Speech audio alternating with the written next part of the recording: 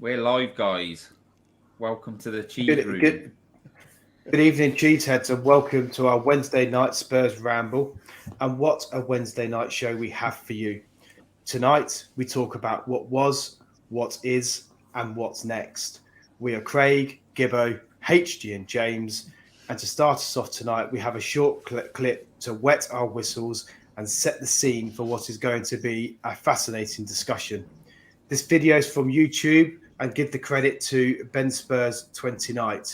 Tonight, we dare to dream. Tonight, we dare to do. I always thought there was very, very many people interested in football, and I always thought that football was a very important game, but I never realized until today just how important it is. Whether the Wonder Boys of White Hart Lane are or are not the team of the century can't possibly be more than a matter of opinion. Well, they're the finest team in Great Britain and one of the best in the world. We are about the glory of the game. We are about playing with style. We are Tottenham Hotspur. The curve of the ball, the billow of the net, the beating of the trap and the picking of the lock, the swiftness of thought, the lightness of touch. We are Ginola, Greaves, Klinsmann. We are the collective gasp, the intake of breath, the flick, the trick, the 30-yard free kick. We are Hoddle, Mabbott and King. We are the lob, the chip, the dummy and the volley. We are the hat-trick, the scissor kick. We are Bill Nick. That is schoolboy's own stuff. We are the outside of the boot, the inside of the net, and those seconds that last forever. He is Stephen Bergwijn! I don't believe it! That is incredible! We are Jennings, Defoe, and Perryman. Glory past, glory future, what was, what is, what's next. We are Blanchflower, Ardiles, and Bale. We are about winning with a flourish. We are about winning with style. We are about the glory of the game. Daring to try, daring to risk, daring to dream.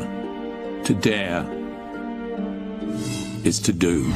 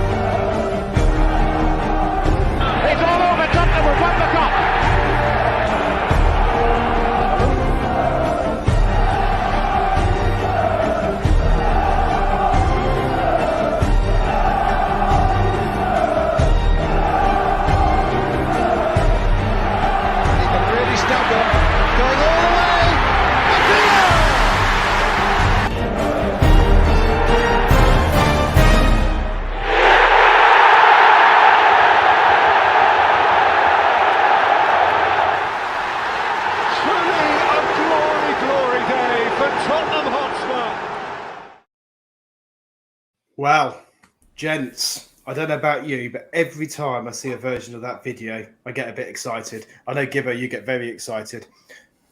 HG, what does it mean to you to see that video? I don't think I get as excited as Gibbo does.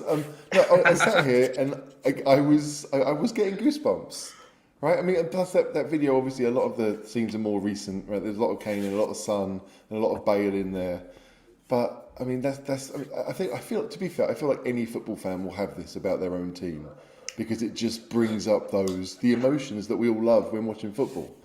So yeah, you can't help but watch it and think, right now I'm ready to go play football. I'm ready to kick some people. I'm ready to put on the cockerel and go. And yeah, it's late on a Wednesday night. What am I thinking? I'm not a caller, but yeah, it's definitely fun. It makes you feel good, definitely. Yeah. What about you, Gibbo? apart from the obvious mess. Yeah, mate. I'm not gonna tell you what I said when I watched that earlier, but yeah. Oh, mate, that is like stuff like that. I love all that. You know, we'll get into it later, but those glory moments and the goals and the bits of skill and those players, that's what's important. Obviously, as you can tell from my voice, that I'm not from that area. So I support Spurs from watching them and seeing some of those players, and that's what attracted me to them. And so watching those bits are brilliant. And so as we get into it, that's where my head will always take me and my heart towards managers and players and stuff like that. Those, yeah. But ask James, because obviously a younger lad, see what his opinion is. I mean, when I went to watch Spurs last at the stadium, it was against Pompey, right? And I don't know if I was too drunk, but they didn't play the intro they always used to play before the game, right? And I was quite disappointed because that always, whenever I saw it, I would get very hyped for the game. You know, I was excited. I was already a bit excited, but it would get me like really up for it sort of thing, you know? I was standing up and, you know, screaming. It's brilliant. It's brilliant. Video is brilliant. It gets you excited. I mean, it does make you want to play football, doesn't it? It makes you want to go in for some two-footed challenges like Romero loves. I mean, my question to HG is, HG, can you play centre-back? Because I think we might be lacking in that area. If you say you're up for it, mate. I might be faster than Eric Dier. That's about it. No, I did play centre-back. I love being a defender. My greatest, I think, I don't want to say skill, but what I enjoy doing is stopping the people who think they're good. Well, that was always my thing when I played football. You know, Antonio likes experience. You know, give him a ring. You might get. I'm a bit more Harry Maguire than I want to let on, probably. But I play centre back for sure. You fancy, you know, you and Romero, you know, going for those 2-foot challenges. I'm sure you do. You probably get more yellow cards than Romero, to be fair. Yeah, the beauty and the beast is what you're going for, right? That'll do. Did you see Romero's tackle on his son by daughter, by the way, baby daughter? That Scissor. Yeah. Scissor. Yeah. I mean, that's the sort of guy I want to be playing next to in a football team, 100%. I just know when Romero plays Monopoly with his kids or Uno or whatever, he's not letting his kids win. He's winning and he's celebrating when he wins. Yeah, fair play to him.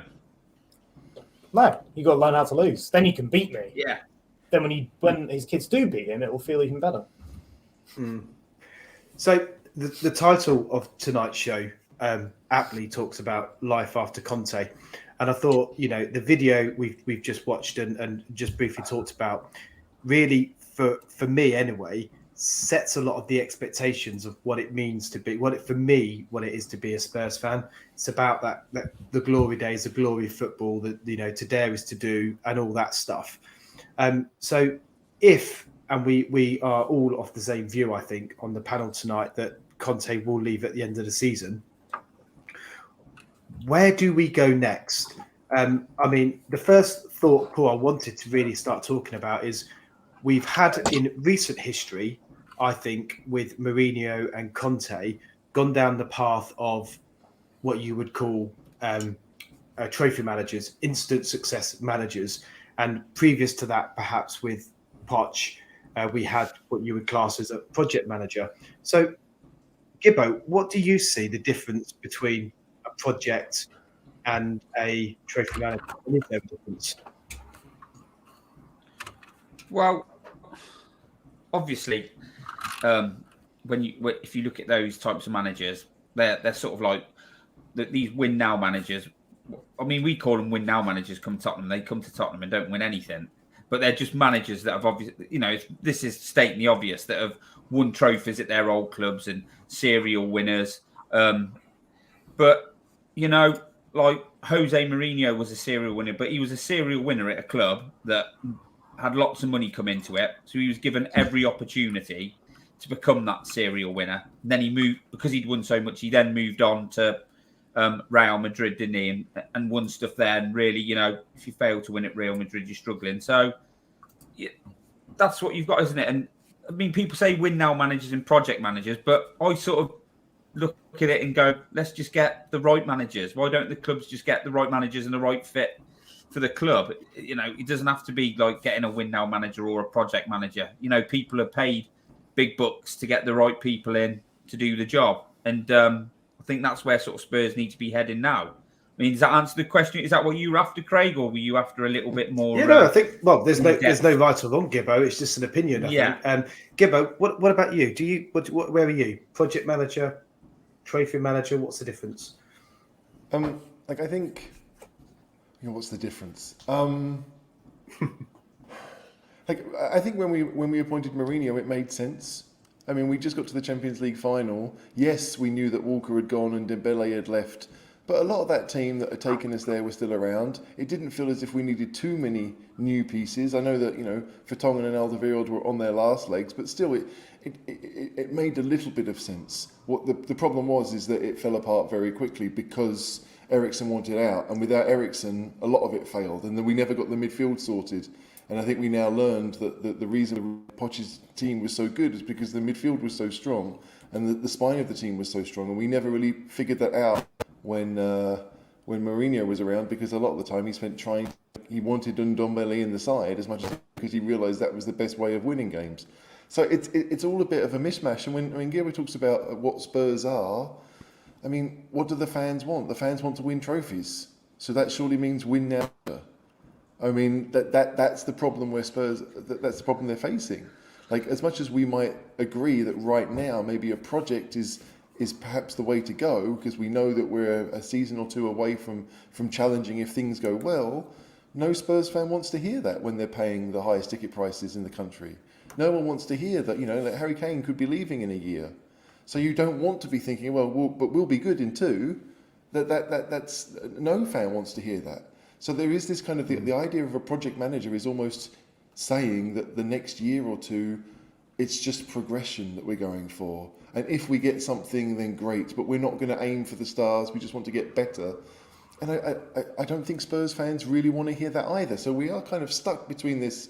Historically, in my lifetime, we've not been this club that was the best in Great Britain, as Jimmy Greaves said. We have been, one of the big 5 when I was a kid, one of the top 6 now. Like, if you put it like that, we're getting progressively worse. But Spurs kind of need to almost forget what they were and focus on what they are and where they are. And again, I still think we're stuck in 2 stools. James? I think the difference between a project manager and a trophy manager is a project manager will be given the time to build a team, and fundamentally you're willing to accept a season or 2 of transition, right? Funnily enough, when Daniel Levy was talking recently, he said he wants a manager that would stay for years and years and years, but it's difficult to find. I think ultimately there is no fundamental difference. There's just the difference in expectations from those around the manager. I mean, some managers like Mourinho, in particular, his tricks with the players wear off very quickly after a season or 2. I think that's actually the same for Conte a little bit. They're different tricks, they're different ways of acting. Jose's more passive aggressive, Conte's more throwing water bottles and freaking out. But, if someone's freaking out at you once a week, after a year, you kind of just tune it out, Same with Jose, I think. Whereas with project managers... Yeah, go ahead. But that's the interesting thing. Like, Conte has been, labelled as being this guy who, after 2 years, 2.5 years, peters out. But you're right. That's exactly what Mourinho was. Right, like maybe he did 3 full seasons at Chelsea first time around, but they spent a load of money and won stuff. Then he went to Real Madrid and fell out with the players pretty spectacularly. I don't know if they won the Champions League under Jose. I know they won a load of Champions Leagues, but I'm not sure they did under Jose. They didn't, no. They were okay. And then, of course, back to Chelsea, the same thing happened. So it is interesting that Conte has this reputation, whereas Mourinho doesn't. When you're right, if you look at their careers, it seems pretty similar. Yeah, they're very set. Like, I like to think Conte is a better Mourinho in a sense. But then again, Mourinho won the Champions League with Porto, and Conte can't get past the round of 16 in the Champions League. So, that is what it is. But I think the thing with project managers is it's just if the board wants to give a manager a significant period of time to renovate and rework the squad and go for a long-term goal. Like you look at Klopp at Liverpool, they got to the Europa League final, they lost. He had time to rejig the squad. I mean, I think when he arrived, players like Glenn Johnson were playing right back for him, right? Like, the entire difference is just in the expectations and how long a manager has. And to some extent, it does come down to how the manager acts with his players. Again, you can't be one thing the entire time like Mourinho or maybe Conte is. You do have to manage a squad for the long term. But at the same time, if you're bringing in new players, refreshing the squad each window, even if it's just one or two players each window, maybe that's less of an issue. But the big difference fundamentally, I think, is in expectations and man management. Those are the big differences, I think. Was Conte brought into the club as a project manager, if you like, by Levy, or was he brought in as a win now manager? Because he often talks, doesn't he, about the fact that he's bought into the project at Spurs and he's fully aware of what the project is at Spurs and he wants to help move the club onto whatever that is. So how do you see that, Gibbo?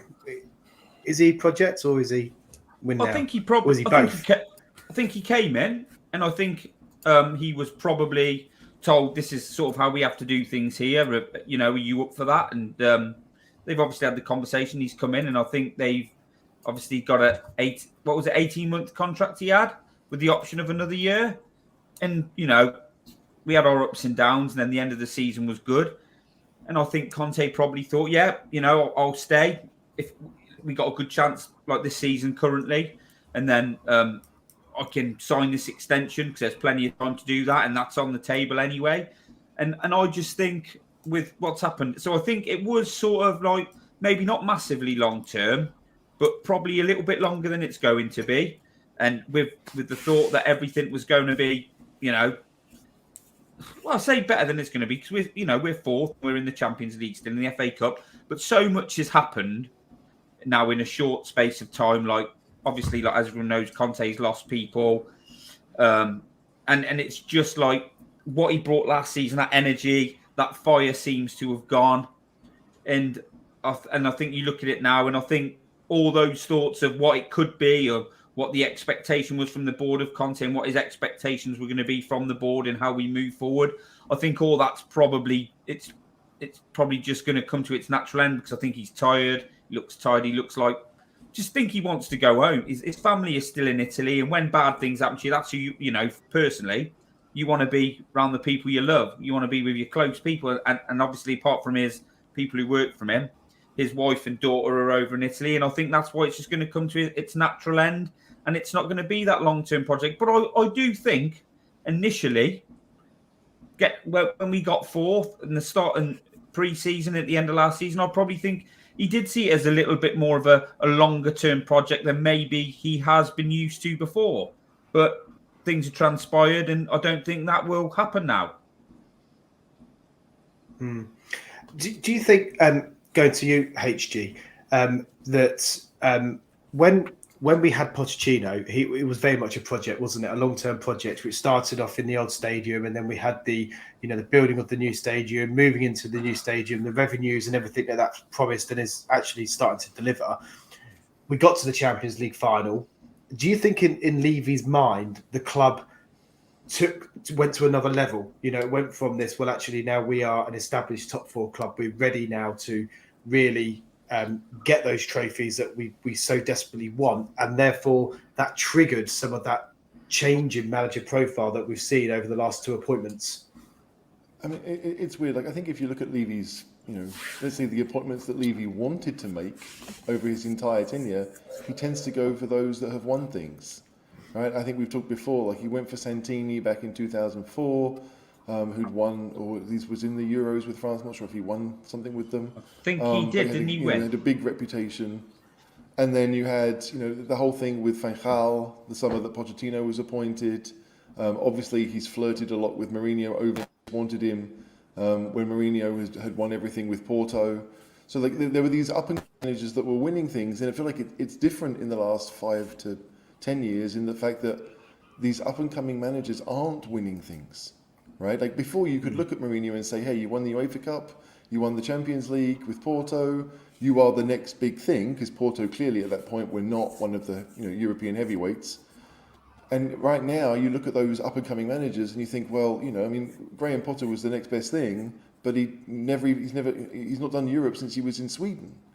So it's a weird situation, but I still think that Daniel Levy at the end of the day will look at someone's CV more than anything else. I don't think he really understands that idea of what someone's trying to build, and I think Pochettino was a bit fortunate because I don't think many fans really knew too much about Pochettino. Like he'd been at Southampton for a year and a half, they'd done okay, but Southampton had been playing relatively well before that. I think when they sacked, I think it was Nigel Adkins when Pochettino came in, a lot of Saints fans were a bit upset. Like, who is this guy who doesn't speak English?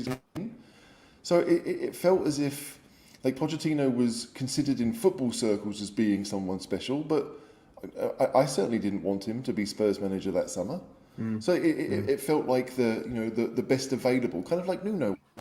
Like Nuno was no one's first choice, but he was the best available. So it would be weird that even though Spurs, the club, has obviously improved, and the project that we were in 2014 has clearly changed because the stadium's been built, the revenues are coming in, but weirdly enough, we've gone from being a top 6 side in 2014 to a top 6 side in 2023. So, like, even though the cogs are bigger, I don't know if the club really has changed that much.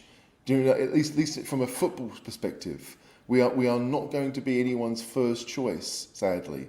And I feel like even at our peak, which would have been 2017 was when we had the best finish. Yeah.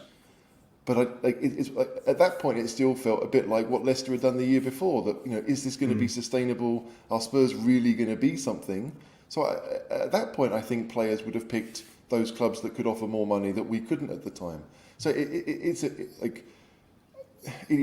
does feel like we are no one's first choice, and that is kind of where we are as a club. The revenue is almost irrelevant, sadly. So what is it then, I guess, Gibbo, that we need to do as a club to become people's first choice, whether that be a manager or players? What's the missing piece? I don't know. I mean, I don't think we will. Winning trophies. It's just sustained success, isn't it, HG and James? That's what makes you. That's a longer term thing as well, but it's just sustained. People want to come to your club thinking I'm going to win something there, not thinking I could help win. Well, certain players do. If you're buying from a certain market, if you're buying, going to think I could go there and we'll have a chance. We could build something because we've seen it happen there before. But certain players want to go to clubs to win something, don't they? And there is absolutely no guarantee at Spurs that you're going to go to Spurs and win something. You may challenge for something, but like if you went to City, pretty much know you're going to win something, don't you?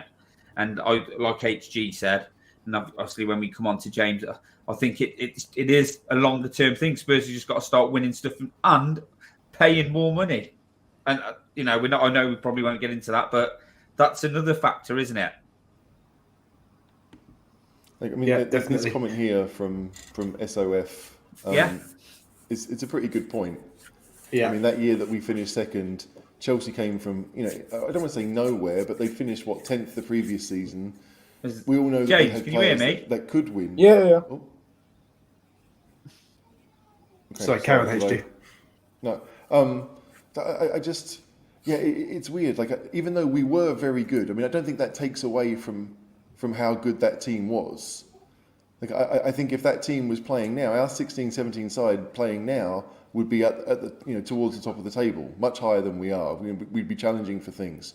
But it is still true that in that year, You know, Man City I think it was Guardiola's first year. I think Klopp hadn't been there that long. Klopp had just started turning Liverpool around, but they were more of a kind of a European Cup side because they got to the Europa League final in his first full season.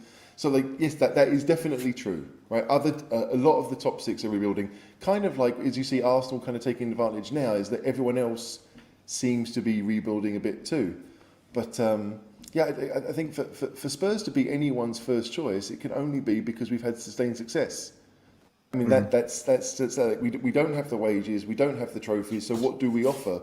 What we do, hopefully, right now, is offer people the chance to play regularly, because we've got a number of positions in our first 11 where we think actually we could probably improve here, and that's what we need. That has to be Spurs' selling point. We're going to need a new goalkeeper. Goalkeepers especially, like if you want to move up to a level, you've got to play, and Spurs could give that to someone. Centre backs we need. Like this whole idea about building a team. Well, we kind of have no choice. We have to build a team that work together, because I don't think Spurs are ever going to be able to compete with the players that Man United or Chelsea or whoever will go out and buy. People at the top of their game.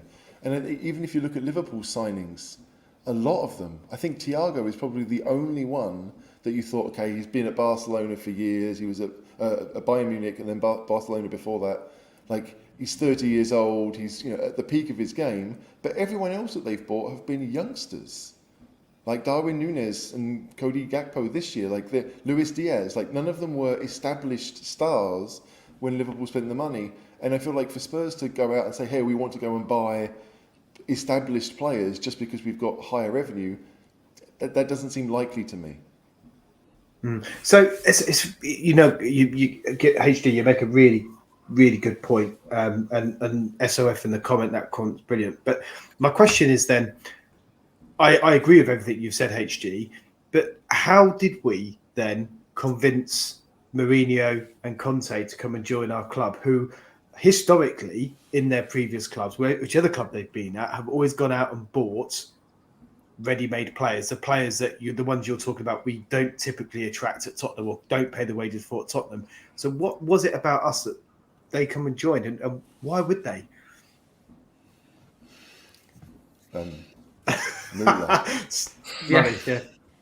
Yeah. But, I mean, interesting. Mourinho was. Would you class Mourinho as a slight busted flush when he came to us? Like, where was he before he came to us? I don't remember what his previous club had been. It was Man United, wasn't it? It was United. Yeah, Man United. Yeah, I'd forgotten he was there. Crazy. Okay. Yeah. And yet he's still their most successful manager post He had something to prove. No, yeah, I mean, it's just interesting, isn't it? Yeah. Such an interesting point. Because I mean, Mourinho's stock in England, especially, has always been quite high, regardless of how things have ended at Chelsea or even at Man United. He's all, the press love him, right? So he doesn't have to deal with any kind of negative stuff. I think it was the second time when he left Chelsea when the whole thing came out about the female physio, and he looked, a piece of work that didn't really hit his reputation too much. He was still the special one, so they liked that. I just think that even with Conte but with Mourinho, maybe we were the best they could have got by this point. They'd worn their welcome out at Chelsea or wherever they'd been, and if you can't go to Liverpool because Klopp's there, and you can't go to Man City because Guardiola's there, well, where are you going to go? Like because the Premier League has a lot of the prestige. I guess to me, like, Spurs become the best of the rest, like the place where you go. And you could say the same about Conte, that who else was going to come in for him and offer him 15 million a year? I don't know if another team had really. I mean, you look at where Mourinho went afterwards. He went to Roma. That's kind of the Spurs of Italy. Do you know what I mean? Like, they're not an established club at the top every year. I know Italy had. He didn't go to Juventus. So it's just an interesting situation that we're going up. I still think that's true about Spurs. Like, we are getting better every season, whether it's just the club in general. Like, people see us play. We got to a Champions League final. That does help among players. Yeah. They see us playing big games often. We're in the Champions League again this year. So players know that, they may understand it's difficult to get to the Champions League if you play in England. But Spurs have been doing it often enough now that, it didn't stop Arsenal from buying a load of good players. So Spurs can do it. But Arsenal weren't going out and trying to get the players that maybe Spurs fans want Spurs to get right now. They were going for the younger, maybe unproven at the highest level kind of player, and it seems to have worked for them. What's your take then, James, on terms of the manager profile, I guess, in line with everything HG's said around the type of player that we can attract? Part of me wonders with our recent managerial appointments, how much of it is Levy scratching his own ego? Because he wanted Mourinho when he went to Chelsea, before he went to Chelsea, I think. In fact, if you watch the Porto Man U, was it round of 16 game? The famous Mourinho running across the pitch celebration. In the pre-match, he says there have been rumours that Mourinho's talking to Spurs, right? How much of that is Levy scratching his own ego? I think we know he doesn't necessarily understand football. This isn't an Enic out comment, by the way, Twitter. This is just an observation. I mean, there's that. At the same time, if you're going to sack Pochettino, you need to bring in a big name, don't you? So it kind of makes sense in that regard. We were challenging for stuff in the season previous. With Conte, it made sense. Everyone was very excited. I think we all were. I think the thing is, it depends how long the manager wants to stay for, how long they see themselves staying for. Because if our aim is to buy young players who have a long-term prospect, then you need a manager who's going to stay for a prolonged period of time with a specific tactical identity, which is arguably the biggest issue of Antonio Conte. But I think the club wants to sign managers who have a big name, big reputation, big CV. I mean, as opposed to managers who potentially have a longer term goal, right? I don't think Conte wants to hang around for 4 or 5 years, finishing 3rd and 4th, like maybe Klopp did. And we don't have the funds of a Qatari oil state like Man City do, or, like PSG do, or a Russian oil state like Chelsea did. So, you do kind of have to work at it like a project. But they do seem like bizarre appointments, but at the same time, they make a lot of sense when you realise, when you look at the backlash that could have come from sacking Pochettino, despite how bad we were for a while, you had to bring in a big name. Had we brought in someone like Nuno then, imagine the backlash. You look at how big the backlash was from Nuno, you have to bring in a big name. Okay, Antonio Conte, he's a big name. He'll appease the fans. It kind of makes sense, right? Like, Levy doesn't necessarily understand football, but he's trying to bring in what he perceives to be the best manager. And considering he doesn't really understand football that well, he's just going, oh, yeah, Jose, he's won loads of stuff. Oh, Conte, he's won loads of stuff. We'll bring him in. That's kind of what it seems like. In terms of our player recruitment, it's kind of always been clear recently that we're going to bring in good deals who can improve the team. Like, Bentancur or Kulusevski, guys who are young players who are potentially long-term assets for the club, who also improve the squad in the short term, but in particular in the medium to long term. Porro is a notable, arguable exception, but at the same time he isn't, because he's a young player, right? He is a long-term asset.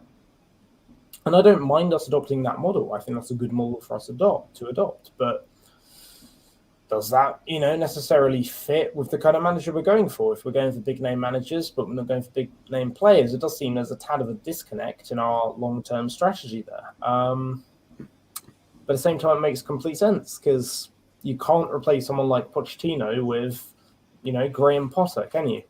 You can't do that. So it makes sense from a PR perspective, but at the same time, it doesn't make sense from a football perspective. It's a weird one. If I can interrupt for a second, I just listening to that makes me realise, the way Enic runs Spurs as a club means that we should never go for the win now manager, right? I mean, I know people have said this for a while, but this idea, these managers that have come out and said, like, I'm successful because I can go and get the players I want, right? I don't necessarily have to worry too much about adapting. I don't have to worry about the opponent. I only have to worry about my situation. Can I make my team as good as possible, and how do I do that as quickly as possible? Well, that's not the way Spurs are run, right? So as much as we may want it, and it may seem logical to go and get those managers that can take a bunch of players and make them winners, they don't take a bunch of players and make them winners. They buy a bunch of players that end up being winners. You know, you look at I understand that when Mourinho took over at Chelsea, he bought a number of players that he'd managed at Porto because he knew they knew what was needed. And so, yeah, you could sit here and say, well, you know, Spurs could have done that with Conte. We could have spent most of last summer trying to get players from Inter Milan. We got Perisic. Do you know what I mean? We did go out and get players that kind of knew what was required. But that seems to be the thing, that Perisic was, you know, a free transfer. That's why it was available. Like, we didn't go out and get Bastoni, even though that was wanted. We couldn't. It's not that we didn't. We couldn't get Bastoni for various reasons. Same with Skriniar. Same with a number of those players that, again, it's in their interest to wait and get a free transfer. Skriniar is going to go to PSG, small fortune, much more than Spurs could have paid, play in a less competitive league. It's basically a retirement deal, and I don't want players like that at Spurs. So, but it does feel as if for Spurs to be where we are, it's unfortunate that we don't want to continue having these project managers, these people that maybe need a bit of time but can coach players up or can get let's say unheralded players to do the same job. But that seems to be, you know, you look at the signings that Brighton have made. None of them are heralded. I mean, no one knew any of them, but they've all come in and done really, really well. Even this Mitoma guy, I'd never heard of him until the World Cup. And suddenly he's now playing every week and scoring lots of goals. So it does feel that as much as the logical step was to, you know, we've got the revenue, we can go out and do it, we're not running that way. So it's almost irrelevant. Like, Spurs aren't running a way that we can spend 60 million, or let's say the 100 million we spent the summer of 2019, and have it just become wasted. Whereas other teams can do that. You know, Chelsea bought, was it Bakayoko for a huge amount of money a few summers ago. He spent half a season there before they shipped him out on loan to various places. Same with Zappacosta. There's a whole number of Chelsea players that have been able to do that. And Chelsea do that all the time. They're pretty much the only team that does that. Because, you know, Man United don't really. Liverpool certainly don't, because they tend to buy better. But is that, you know, Arsenal for a long time spent terribly, and they had to wait for those contracts to run out before they could get shot. And that's kind of where you feel Spurs are. Like, you know, no one's going to take Ndombele on because of his wages, so we'll be subsidising that at least, if not more than that. So, yeah, it's like, but no Spurs fan. Like, again, if we were, like, I think from a Spurs fan's perspective, if we weren't paying the highest ticket prices, you'd be okay with it. But there's this idea that, like, we're doing all we can. We're doing the most of, you know, of anyone to try and propel the team forward, and yet, are we the only ones doing that? Is anyone else in the club really stretching things as much as possible to say we want to be better? So, like, it does feel that if the ticket prices were less, and there was almost like an acceptance that this is where we are, we're not going to ask you to be anything different. We are going to try and continually build. And if a player or a manager gets poached to a team that can pay more, that's where we are in the food chain. With managers, it's, I think, less likely because, you know, again, it's a scarcity of situation. Like, you wonder if you know, Pochettino flirted with the Real Madrid job for a long time when he was at Spurs. We can't deny that. Yeah. Is that disappeared now? Does Pochettino realise that, you know, when Ancelotti leaves, he may not be Real Madrid's first choice ever, and that perhaps Spurs is where he needs to be? I mean, and there's a certain, and I think Pochettino would understand this. Like, to be the one to do that for Spurs turns him into a Bill Nick character, right? And maybe he wants to be that more than some random who takes Real Madrid to a Champions League, because I mean, Zidane did that a number of times and has never been a manager.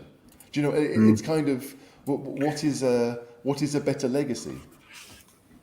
So it sounds to me that HG, you're firmly in the camp of the way Spurs are as a club and the way that we're run as a club by Enic. We really need to have a manager that understands the parameters where we are as a club and is willing to go along with that. And so essentially what you would class as a project manager. Yes. It's like... I think you got me worried about. I'm trying to tie you down. No, I know. It's a really tough call because like everyone can see that Poch is. I mean, we've seen it in the comments. Poch is almost certainly coming back, right? Whether it's this summer or whenever Conte decides to actually go, it's almost certainly going to be Poch that's coming back. And like a number of comments, I do share concerns because how much of that was really down to Poch. Like it's a question lots of fans are asking, but yeah, like I mean, who is the manager with a better CV than Poch? I mean, possibly Tuchel because he won the Champions League at Chelsea.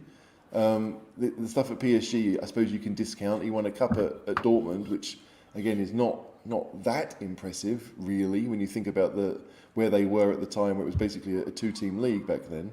So. Yeah, like I don't feel like there is an obvious winner this time around. So then it becomes a case of like project. Is Poch going to be happy that we spend 20 to 30 million on players? I suspect yes, because I think he misses what he had at Spurs. The question is whether that can be recreated, and I think maybe he thinks it's easier than we do. Where were you at then, Gibber, after that conversation, project versus trophy manager? Where do you lie then? I mean, like we say about a project manager, but do you think it's like we're using that term? But I think we're a little bit further down the road than being another project, aren't we?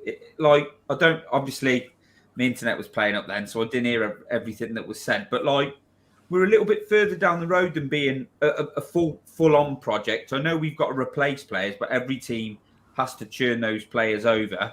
So I just think we need a manager to come in who understands not what the club's about, like it's got to be Hoddle or something like that, but someone who understands what the role's going to be, someone who's up for that challenge, someone who understands that he's not always going to get exactly what he wants and he may have to work with players, and so I don't want to call him a project manager, and I don't think we need that win now manager. I just think we need to, the powers that be. So I don't want to call him a project manager, somewhere like a halfway house. What would you call that? Someone, So I think if you look at it, I look at it, and HG and James might be able to tell me a little bit if I'm right or if I'm wrong. But like probably when you do look at Tuchel, I think Tuchel's the type of guy that, from what I've seen of him, he's adaptable. I don't think does he demand huge money signings, HG? Does he demand those type of players? Is he quite willing to work with us? If he's told this is what you've got to work with and this is the type of thing we do, is he more likely to work under those sort of guidelines? He fell out with the bosses at Dortmund. I can't remember what it was, whether it was that Dortmund wanted to sell players or because Dortmund had, I think it was Ousmane Dembele was there, and he really wanted to go to Barcelona for the money that they got for Neymar. It was all that, and I think that there were issues between the bosses and Tuchel there. Clearly, there were. I don't want to say there were issues between Tuchel and Boehly, but Boehly was quite happy to get rid of him quite quickly at Chelsea. I think a lot of us were pretty shocked at how fast that went. So even that is a questionable thing. Like, but if you said to me, who's the better manager, Tuchel or Poch? Then to me the answer is clear. It's Tuchel. Right? I do think Tuchel is a better manager than Poch, not because he's won stuff. That's the ironic thing. That's not the reason why. I just think that, like, if you go back to Chelsea's performance against Spurs at the start of the season, when Tuchel and Conte had their famous handshake at the end that went on for ages, They played really well that day. They made us look like amateurs. You've put yourself on mute, HG. Oh, Craig put you on mute. He'd had enough of what you were saying. No, he's back. He's back. Okay. So anyway, I don't know what happened. Wasn't me. Wait, I don't know if this is to do with me. Probably. Sorry, angry cop. It might have been me. I think it came up when I was talking HG. But I was about to say, because in my opinion, lots of people would probably say that Klopp is a win now manager, but I think he's the ultimate project manager. If that's how you want to, we're labeling these managers, but I don't necessarily always think these labels do go that manager. But Klopp is the ultimate project manager. You look at where he took Liverpool, where Liverpool came from. They were below us at that point. He made sacrifices to bring in players he wanted. Like he sold Coutinho at the time. Like if we'd made a decision like that with one of our top players, there'd be uproar. But they sold him. They trusted him. They let him sell him. They trusted him to do it. They brought in better players, and he built, and he's gotten to where they were. And now are they going to trust him to do it again? Because there's bits going wrong there. And I think he did the same at Dortmund. He built from there. So he's not a win now manager. He's sort of become that, but by being the ultimate project manager. That's my take on it. Oh, that might be wrong, but I feel like ironically, lots of people see Klopp as not really a win manager at all because he's one league title and a few cups. Considering how good they've been, I mean that's a ridiculous take. But I think a lot of people think that way about Klopp. But I would agree with you. Like as much as Liverpool came second under Rodgers, that was almost all Suarez and Sturridge and Sterling, their front three, that kind of propelled them there. As soon as Suarez went, that was it. Brendan Rodgers was out the door within 4 months. So it's an interesting thing that, to me, Klopp is the best manager in the world, and I don't even think it's that close, frankly. But do we want someone like that? Does that exist? Because again, you look around the big 5 leagues, which is where you'd probably want to find these managers. The managers that are winning stuff are winning things at the biggest teams, like PSG. Doesn't matter who's in charge; they win in France. James, obviously people are concerned about you, so let's bring you back in to the conversation on this point. Is that where we're at? Ultimate manager, ultimate project manager? Is that what we're looking for? It's a tricky one, right? Because obviously you want a manager who's going to stay here and actually care about the club and not act like he's doing us a favour. So, I think we'd all like someone who would stay at the club for a long period of time and offer some stability. At the same time, no, because I think we're a step above. Like, when Klopp came into Liverpool, they were truly terrible. I think we're a step above that, right? I think we're probably above that, but I don't know a whole step. We are, definitely. I mean, we're above that. It's complicated, right? Because I don't think we're looking for necessarily a project manager. We're looking for somebody who can come in and actually stay at the club while pushing us to the final hurdle, over the final hurdle. Whereas I think typically people think as project managers as getting them to the final hurdle, almost, I think we're nearly at the final hurdle, and that's where we've been since Pochettino. We're just looking to get over it, and that's why Mourinho came in, perhaps, or Conte came in, perhaps. It's tricky. I think whoever comes in is going to need a bit of time. So in that sense, they are a project manager, but they're not a project manager in the sense of a full rebuild. They're like a half project manager, if that makes sense. Yeah. So, question then for the three of you. Let's talk hypothetically. Conte goes at the end of the season, and we bring in a project manager or an ultimate project manager.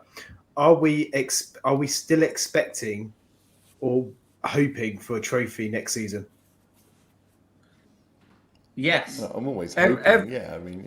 Yeah. Okay, expecting HG. Let's go one step further. Are we expecting a trophy? Well, no. Again, I'm a Spurs fan, so I never expect, and I always hope. I mean, that's where we are, right? We're stuck in that situation too. But I've been sort of saying for quite a long time before I started doing these pods that the aim shouldn't just be top 4. We want to be a big club, or classed as a big club, as a successful club. Now, winning the league is extremely difficult. Leicester did it, won off. Liverpool have done it. Man City have sort of cornered the market in that, haven't they? But why not finish top 4 and win trophies? That's what we want. Top 4 and win trophies. That should be Tottenham's aim. That is success at the minute. I mean, HG's been involved in some of these chats in our group where people have sort of poo-pooed the League Cup and, but I don't mind winning the FA Cup, but the League Cup, now you can stick that up your ringer. But like, let's win a League Cup and finish top 4. There's nothing wrong with that. That'd be great. That's success. You've had a successful cup and you finished in a good enough position in the Premier League that you can push on, bring in better players, bit more finance coming in. That's success, because then you can start moving forward. You can build on that. You can progress. And what we should be trying to do at some point, when you're top all the time, you can't. But we should be looking at progressing every year. That's what the club should be doing anyway. It's a professional football club. That's what professional sports is all about, competitive sports, in my opinion. So, yeah, I do. I expect them to go out there and try and win a trophy. I'm not expecting to win it. I'm expecting that's what they're aiming for. So, project manager comes in next season, whoever that ultimate project manager is, and we're expecting a cup of some sort and a top 4 finish. I think whoever comes in, as long as it's attacking football. I mean, again, I don't want to go and see Ozzy Ardiles playing 5 attacking midfielders and a couple of strikers. I don't want to see that. But the idea of I have my 11 players, but I want to have the ball and I want to attack, and that doesn't necessarily mean high press all the time. We've seen in the last 10 years that become the biggest thing. I don't care about that. But the idea that it's not about control. It's about getting the ball and hurting someone with it as quickly as you can. And I think that if a manager came in and said that to the players, this is what I want you to do, the fans would be a lot happier, because even if you lost, you've tried, right? You've not just kind of bent over and said, oh, well, have your way with this if you can. No, we want to go and do that to other people. So I do think that's going to be the biggest thing. Because again, as much as I said earlier, I think Tuchel is a better manager than Poch. I think Tuchel is probably more about control than Poch is, and maybe Spurs don't need control right now. I mean, it'd be very, sorry, Craig, just to go on that. It'd be very naive, wouldn't it, to say we want to go out there I'm with HG on that. The football that for me is one of the sort of non-negotiables, really. Even though we've not seen any of it as much as we like over the past 3 managers, but we're not naive enough to think we're going to go out and do that all the time. So you do have to have, the guy does need to be able to set up a team and think we play against City. We tend to do well against City. You have to do that at times. But we need to be thinking that against most, I think he's nodded off there. I think you have to be looking at that most teams that we play against, or a lot of teams that we play against, we can go out and do what HG says. Play front foot football and try and win the game. All right, James? Yeah, I'm good. Yeah, but I think that's I'll ask James about that. But what I'm saying is, you can't go out and play every game like that, but you can mix it up. We can play a lot more front foot attacking football than we do now, with I'd probably say as much success as we're having in leagues and cups. Yeah. So what we've added then is, sorry, HG, carry on. No, you can. Okay. I just we all saw Sir Alex Ferguson dominate things for 25 years or longer, right? And yet, I remember when it was 4-4-2, Giggs on one wing, Kanchelskis on the other, and they would go and blow teams away, right? And then I remember as Arsenal got better, Ferguson realised that football had changed a bit, and it was more 4-3-3, and with Ronaldo and Rooney and whoever on the other side. And then he realised that in the bigger games, he had to play Park. The Park was always playing those big European semi-finals. I remember the one against Arsenal when Ronaldo scored from 60 yards. I love that goal. Every time I see that goal, I love it. But it just, if the best manager that I will probably ever see did that repeatedly and understood that in some games you can go out and you can play John O'Shea and Wes Brown and win comfortably because it doesn't matter. But in the bigger games, you can't just go out and do that. Only Barcelona at their peak, to me, have been that kind of team. And even Barcelona at their peak didn't win every game because when Mourinho's Inter went there and stifled them. But you have to be able. You can't just say this is how we play, and assume that's going to be enough because as we've seen, it works really well against Man City, but against 10 of the teams in the league, it doesn't work as well. And frankly, I'd rather lose to City and win 10 games than the other way around. It's interesting what we've essentially done, James, isn't it? Is we've added a second criterion to our perfect manager for Spurs now, and this is a non-negotiable around style. Is that how you see it, James? Is it style over substance for you? Well, who the fuck wants to watch Jose Mourinho football? Then it'd be followed by Nuno ball. Then it'd be followed by Conte ball. I mean, I'm sorry. Well, yeah, but, it's depressing to watch, isn't it? It's turgid fucking football, isn't it? I've been awake for fucking ages and I've been drinking since dinner. So maybe these opinions are a bit half-baked, but I'm sorry, but I don't want to watch this defensive shit anymore. Okay, maybe we'll win a trophy. Great. But when I'm watching it and I remember watching, it was Pochettino, funnily enough. We were playing Chelsea in League Cup semi-finals there with my dad at Wembley. We lost a tie, but we were passing the ball in our own 6-yard box, and it's painful to watch. I mean, that's terrifying, isn't it?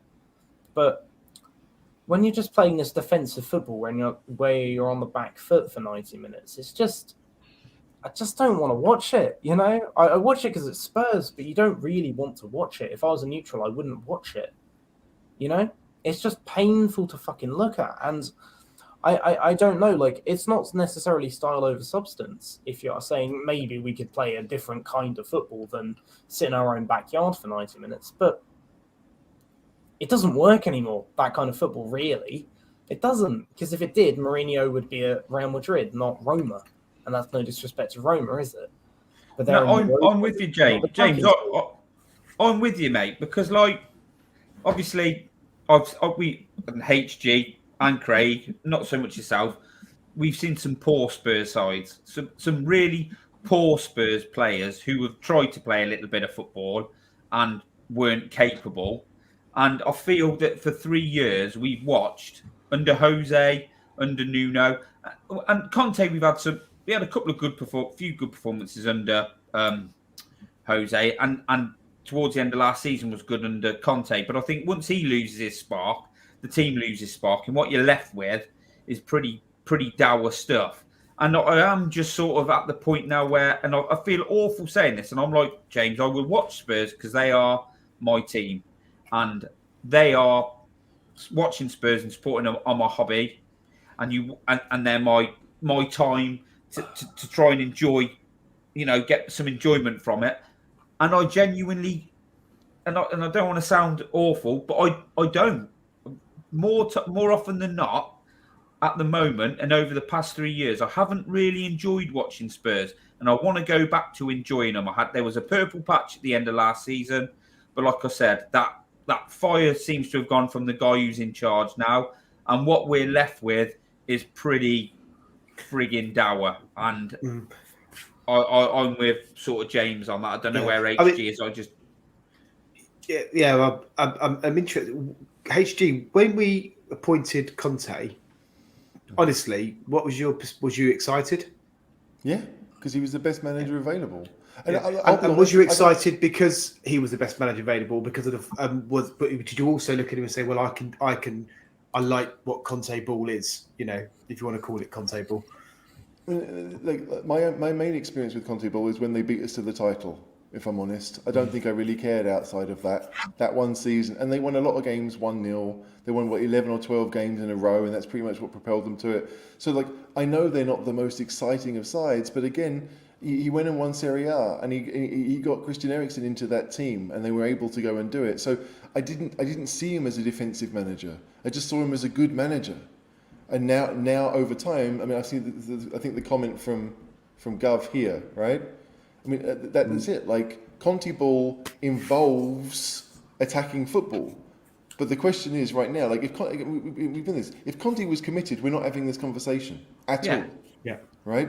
And that's the thing. So the squad still needs fixing, yes. But to do what?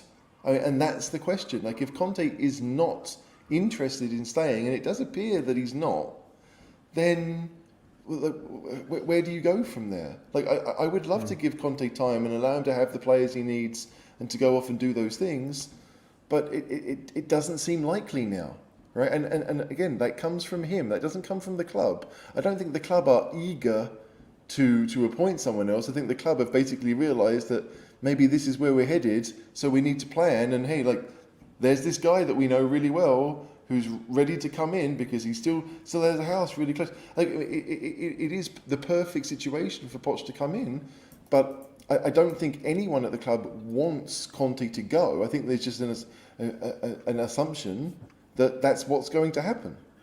That's what it is, HG. That's exactly where I am. I want, in an ideal world, Conte commits. He gets more of what he wants. We get the Conte from the end of last season. I know stuff's gone on. This is in an ideal world. But just the way I look at it, that ain't happening.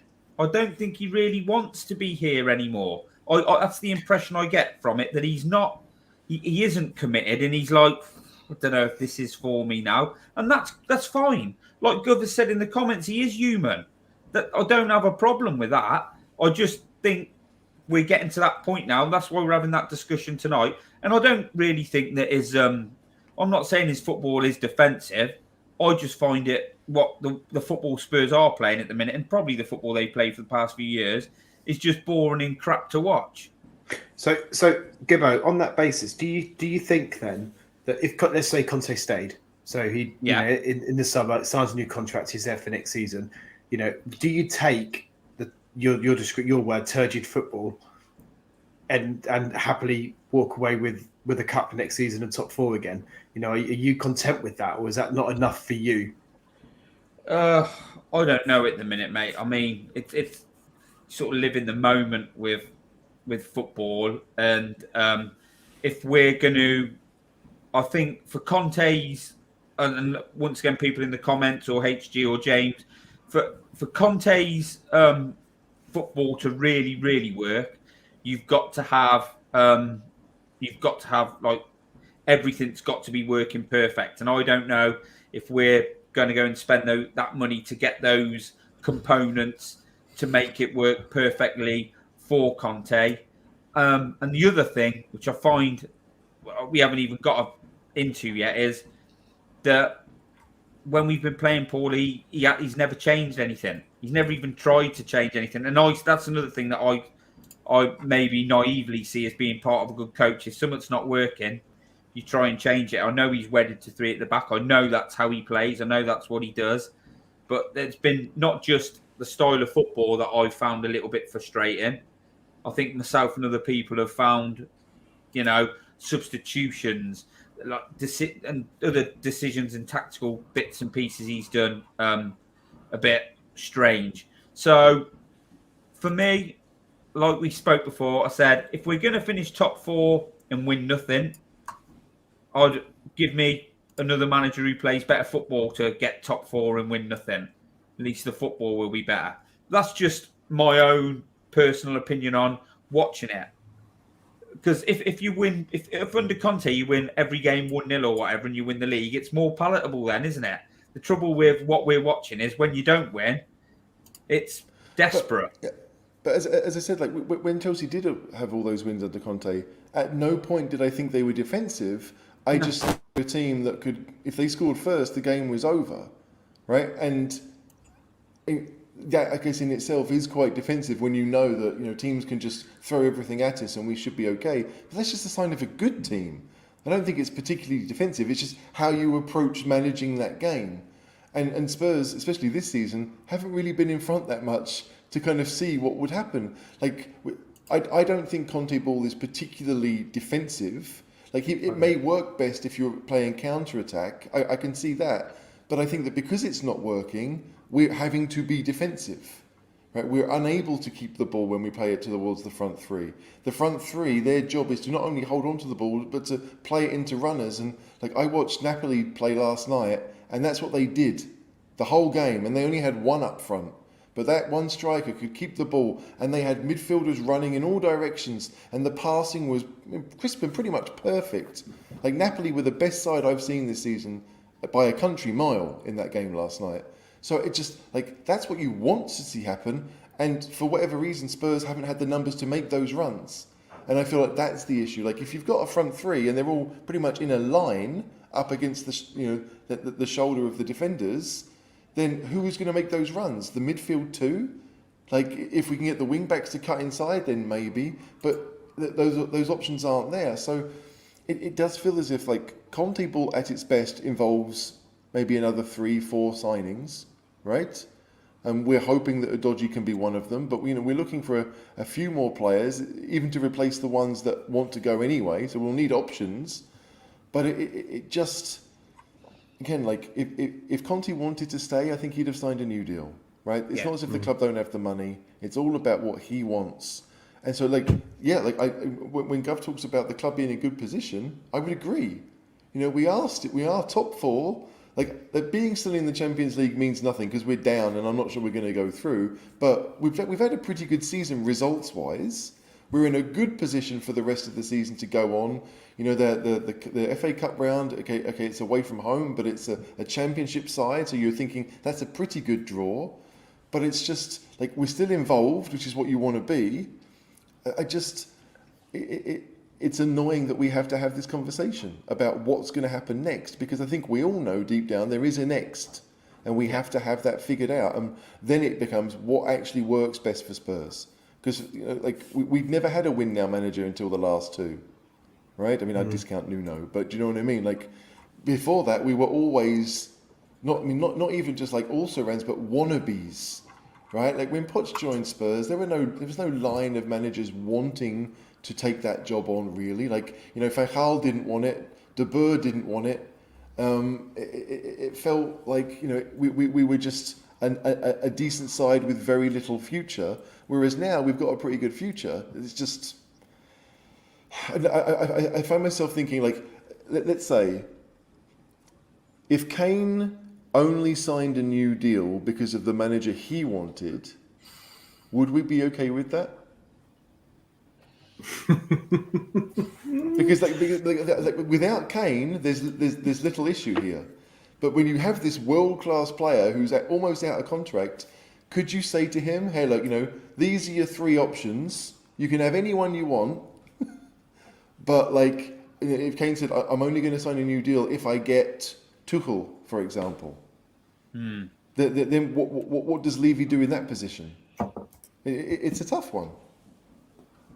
Do you think he'd do that, HG? Do you think he obviously he does have a lot of power, but do you think he will be part of that? Not a whole part of the process, but do you think that his consideration will be taken? That thought will be taken into consideration by the board? Kane is the club's greatest ever goal scorer. So I think it would be, to me at least, a little bit insane if he wasn't consulted. Yeah. Right? Especially, like if he told the club, hey, you know what, whatever happens, I'm out. Yeah. Then the club would know. But that's not going to happen. And I think deep down, he probably does want to stay. He's settled. He's got a young family. Like, the grandparents are around. Like, even moving to Manchester, I feel like for someone like Kane, it would be difficult because his parents are going to be in their 60s. They're not going to want to make the move. Like, there are other things there, but I just think that yeah, like to me, it's very important that Kane stays, obviously.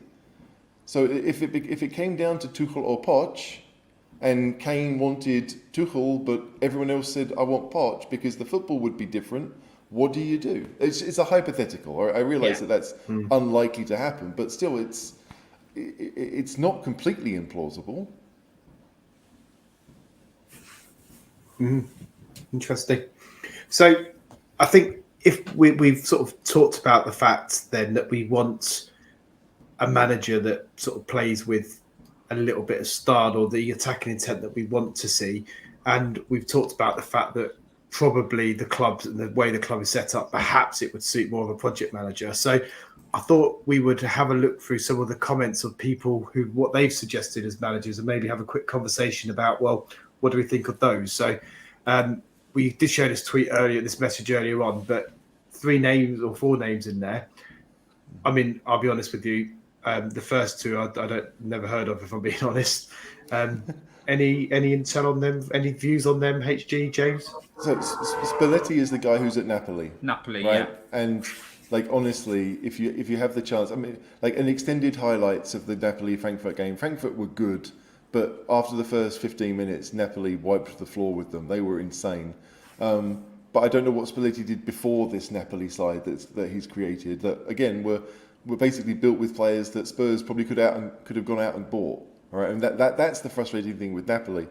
But Urs Fischer is at Union Berlin. I think he took them up from the German second division. Again, I should know this. I think he's Swiss, but he took them up from the German second division, and now they're top of the table or second joint top. Yeah, I think they got Bayern the weekend, haven't they? HG. Yeah, exactly. They're going to Bayern this weekend. So but again, like Urs Fischer's teams. I mean, like if you can name 3 of the Union Berlin side, I would be seriously impressed. I mean, they are one. a bunch. Huh? I can't name one. You can't name one. There you go. No. Right. So obviously there's something to that. Like if he's getting these players consistent results in a relatively competitive league this season, right? Like Bayern aren't running away with it. Michael Carrick, obviously we know he's taken Borough from 22nd to 3rd in about 3 months. Yeah. In the Championship, and we've talked on previous shows that the parachute payments that Premier League clubs have when they fall down means that even for someone like Middlesbrough, who have been out of the top division for a few years, I think now, it's quite difficult to compete with that. Vincent Kompany doesn't have that because he's gone to Burnley and they've got a full 42 million or whatever it is parachute payment. But again, they've lost 2 games, I think, in the league all season, so he's clearly doing all right. I think of those 4, the only one you could really say has a pedigree would be Spalletti, but I don't know what his English is like, and that does matter to me a little bit. So Carrick would be very much the punt of the 4, but probably the punt that you would be okay with us taking. Can I say that? Yeah. Would Carrick be the Arteta type appointment? I haven't seen enough about what Middlesbrough are doing, to be honest. Like, I mean, we played them last year in the Cup, and they were, not great, not terrible. So I'd love to know how he's got them playing. But again, to win that many games, they're obviously doing something right, and I don't think it's because they've got one of the best strikers in the division either. So, but yeah, like Arteta. Arteta had no managerial experience whatsoever apart from hanging around Pep.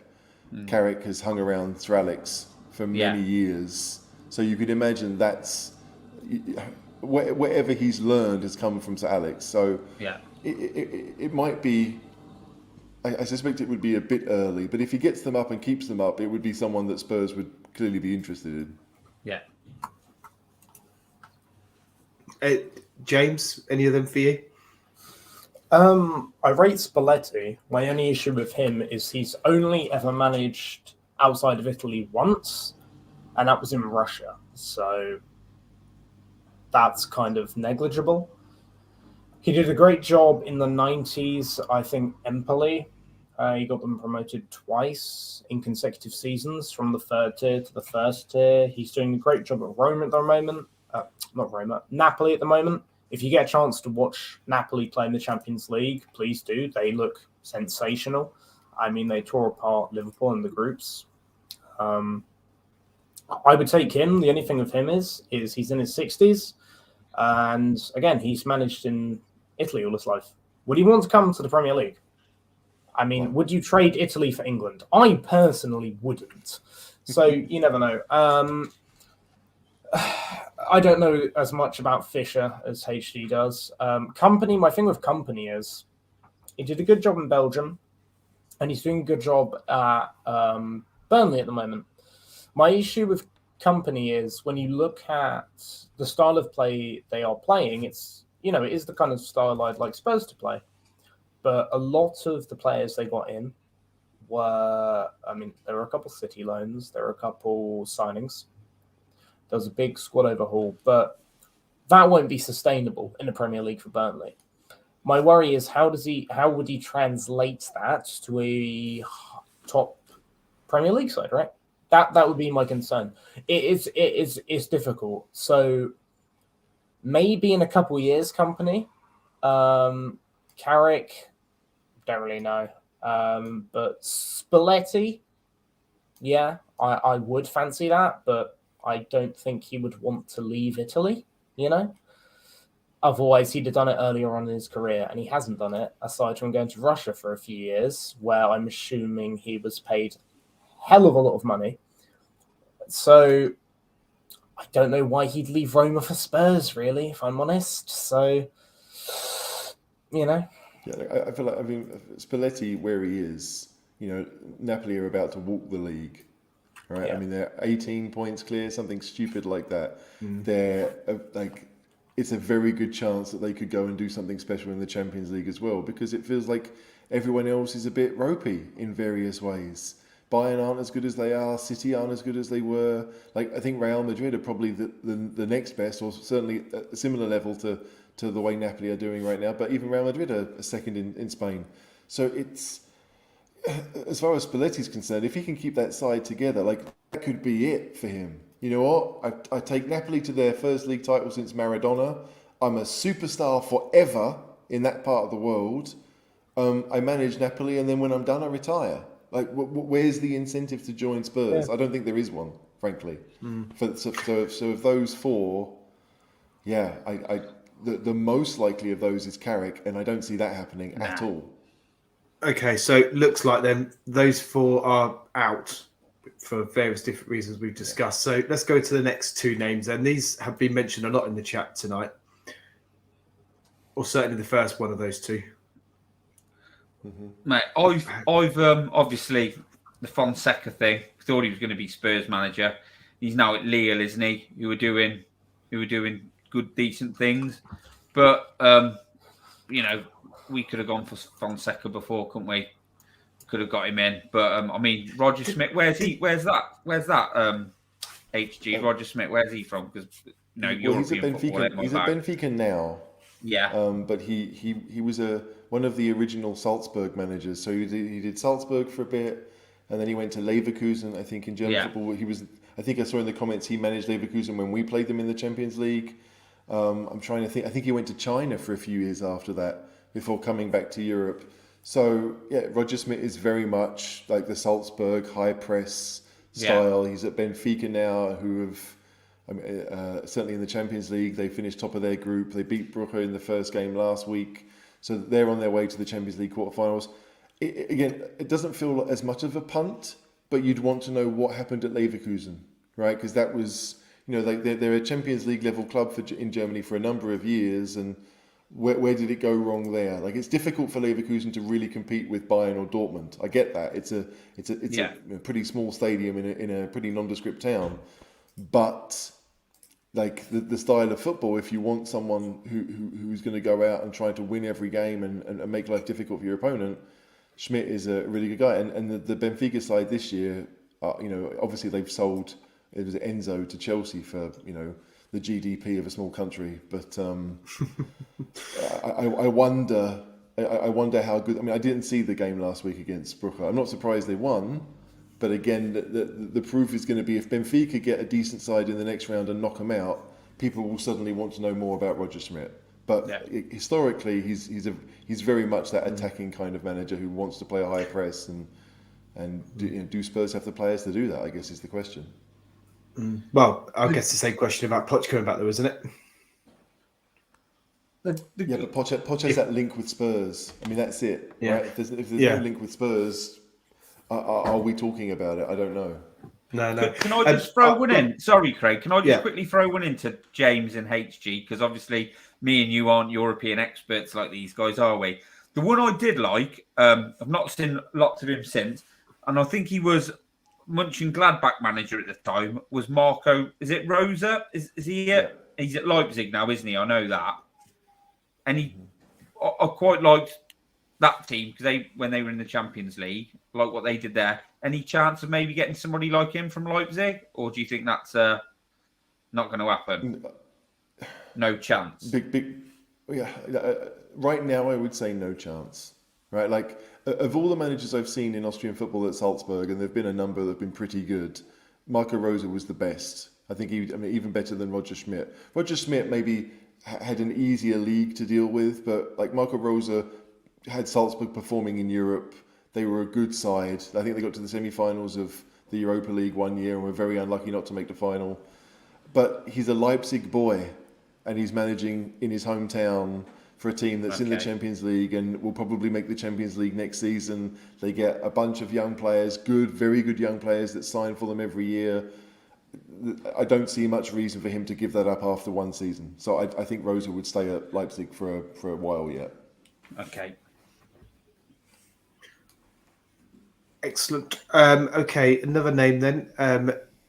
See who we know about this one. James, what did you make of your dad's suggestion here?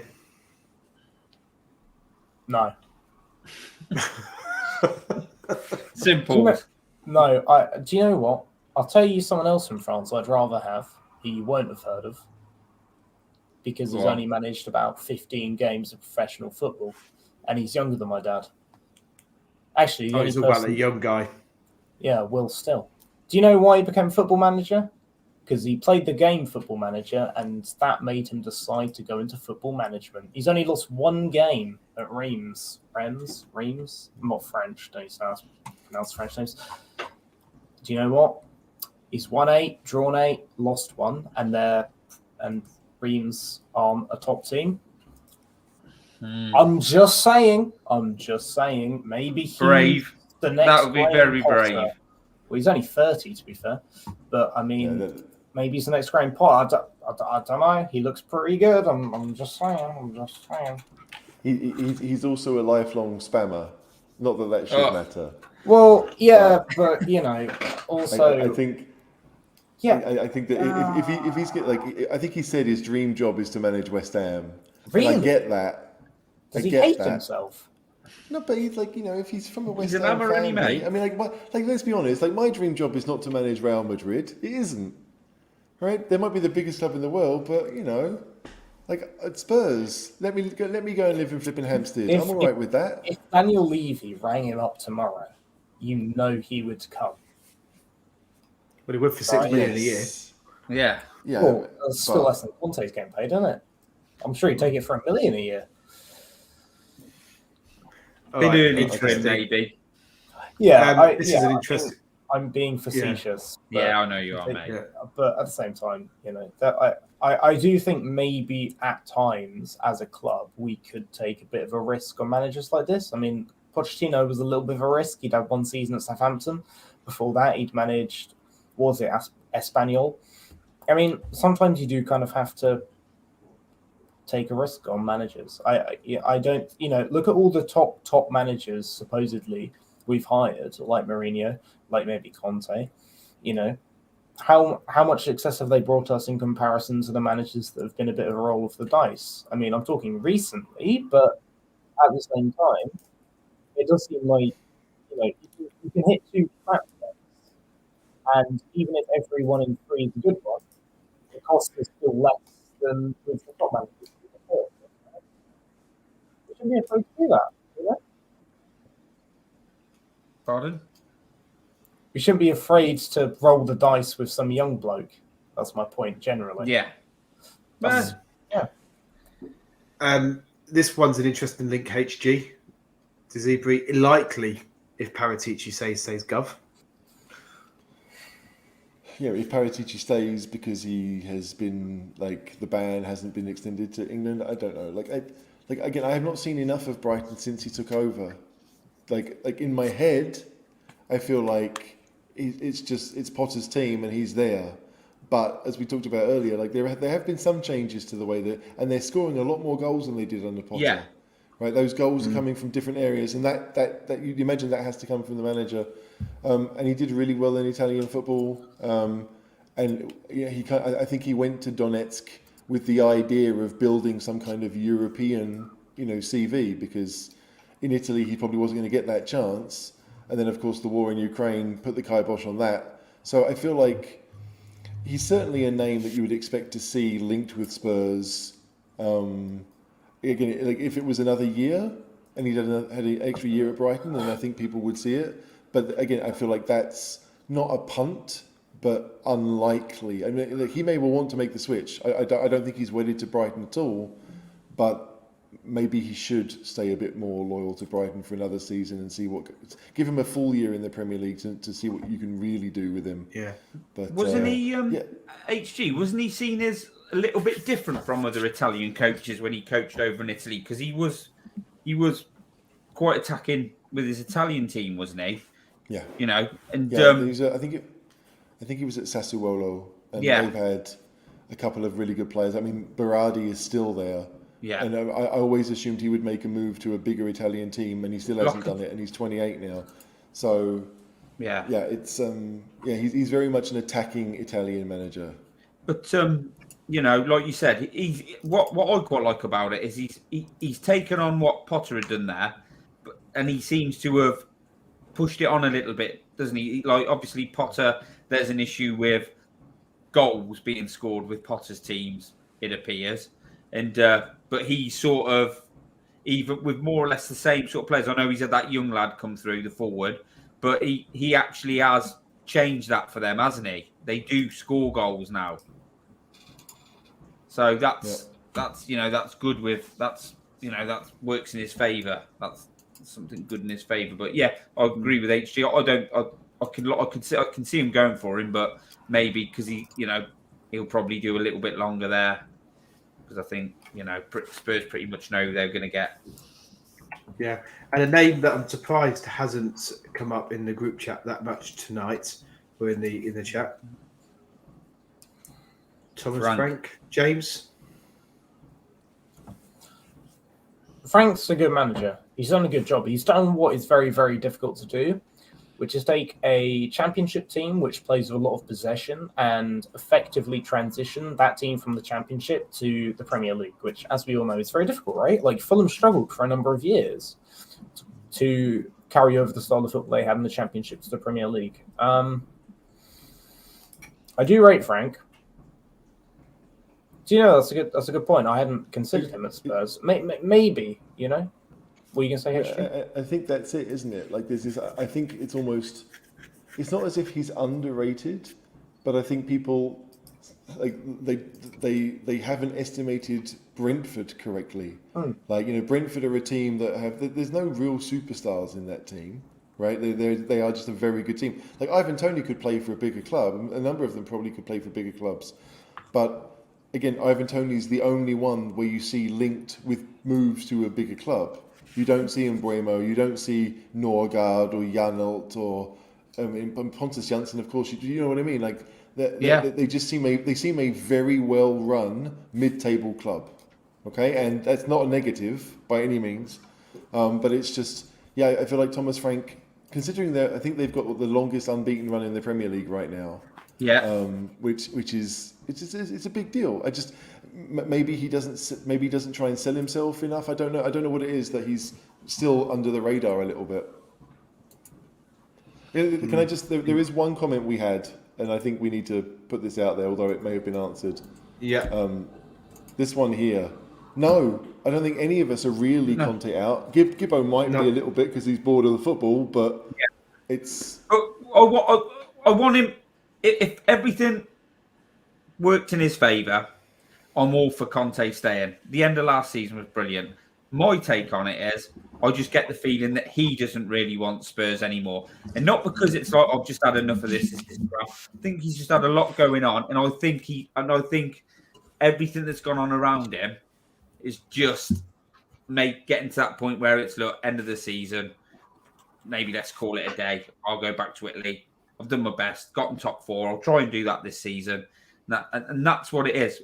I'm not like I don't like the football Spurs have been playing this season. It has bored me, and I'm not saying it's defensive. I'm just saying it's bored me. But so I suppose in a way, I am Conte out as it stands. But if it were to sign a new contract and commit to the club, and we're going to build towards what he wants to do, then I'm all for it. But I just don't think that's going to happen. Sorry, HG. No, it's fine. No, I think it needed to be said because we talked about it at the start. But if you hadn't been here, then we can say it again. And it was a good comment. Yeah, we absolutely. I think we're all Conte in, hopefully, aren't we?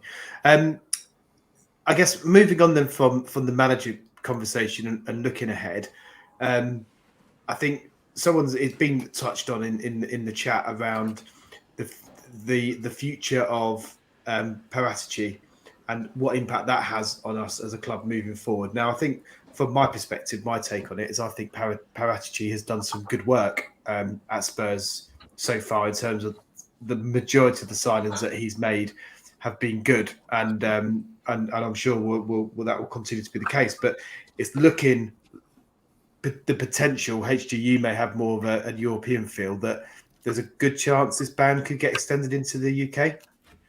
I mean, I expect it to. I do. Again, I don't really see how it's enforceable at any point, wherever you are. Like, I can't make a phone call, but I can sit next to the bloke who is. I mean, it just like, how can they determine what he can and can't do? But I think we're all encouraged by the signings that we've made. I understand that obviously, like some of the loan signings with Galini last season and Longley this season, a lot of people were a bit like, what was the point? But to me, it was all about trying to create a bit of depth. Obviously we couldn't go and get the left-sided defender that we wanted, and so allegedly Longley was next on Conte's list, and we were able to do that. I saw one of the comments about that maybe we want to get Longley on a permanent deal.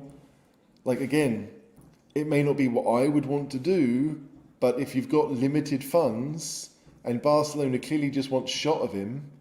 So if you're, you could easily just, almost on a free transfer, just agree to pay the wages, and Barcelona would be okay with that. So that there is, again, I'm not sure I really want it, but considering that, we want to have 2, maybe even 3 centre-backs, really, because if Sanchez gets sold, and none of us really think Tanganga is good enough, do you know what I mean? Like, there's going to be 1 or 2 signings that may be a little bit cheaper than desired, but we don't have, it's not a bottomless pit of money. And the account's already said how much we still owe for the players that we've bought before. Longley seems to be, I don't know, it seems to be a somewhat logical solution. I'm not going to go any stronger than that. Gibbo, what do you see the future of Perisic and the impact that's going to have on the club? Well, when it first happened, Craig, me, you, and John, weren't we talking about it, and we all thought like his position was untenable. We said it, surely soon there'll be some sort of statement, and that'll be it for him. He'll either be on gardening leave until they can work out how they're going to deal with him. But it's just business as usual, isn't it? So. I was sort of under the impression that, this is short term now. This ban's going to be, they're going to have this ban and he's not going to be able to do his job, but just doesn't seem to be anything doing. So I don't really know, mate. I mean, if HG thinks that it's more than likely going to be, he's going to, not be able to work, it's going to be extended, this ban across UEFA and FIFA, then I'll go with HG because he knows a lot more about these things than me. But I think his position was untenable anyway. We spoke about it, didn't we, Craig? It's like, if I can't see how he can keep his job really. If I know they're appealing it, but once you're guilty or something like that, you in that line of work, you're screwed, really, aren't you?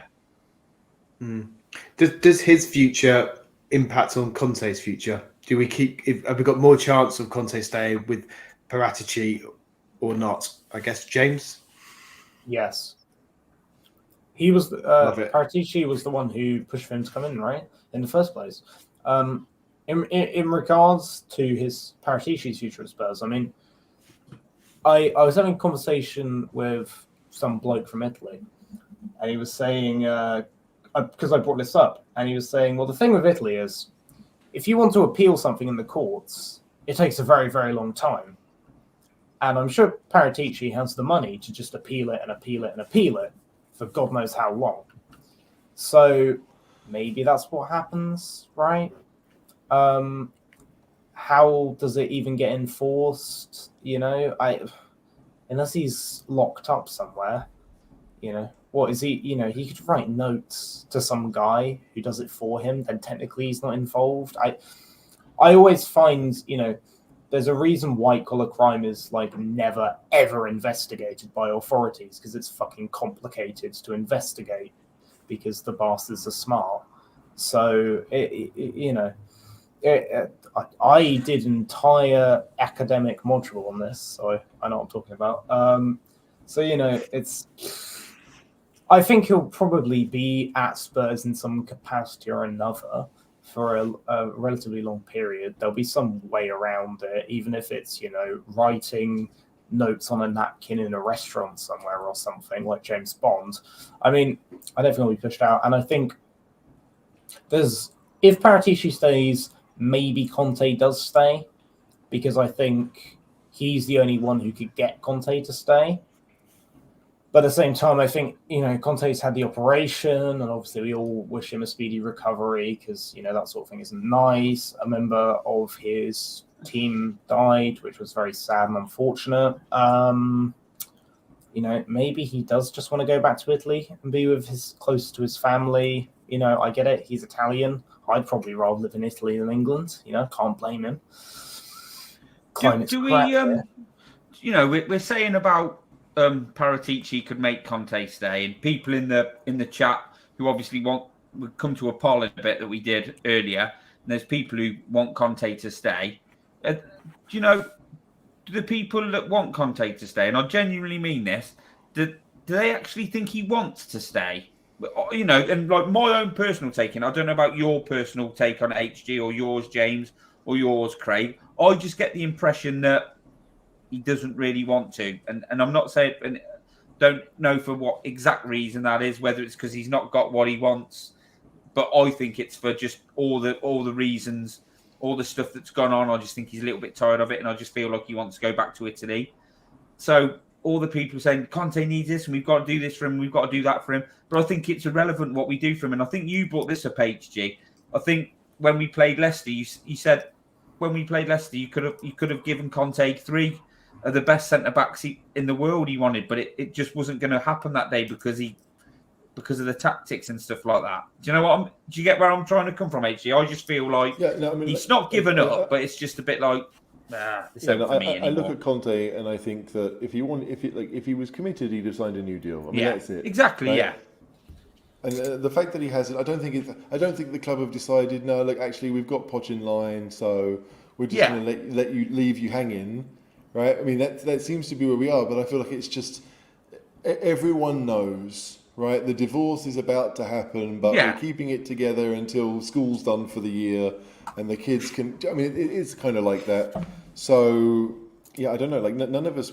We all want to see Conte succeed. We all want to see the Spurs manager succeed. Yeah. But it does feel as if he doesn't. That's why I find it hard making a case for him, HG, because I just think he's not. He don't want to be there, regardless of what we say about him. He don't want to be there. Yeah, there's a consistent narrative that's surrounding Conte at the moment. The things he's saying, the things that are coming out from the camp, and everything else that just is. As your analogy is perfect, HG. It's a divorce that both parents know is going to happen. They're just waiting for the right time to do it.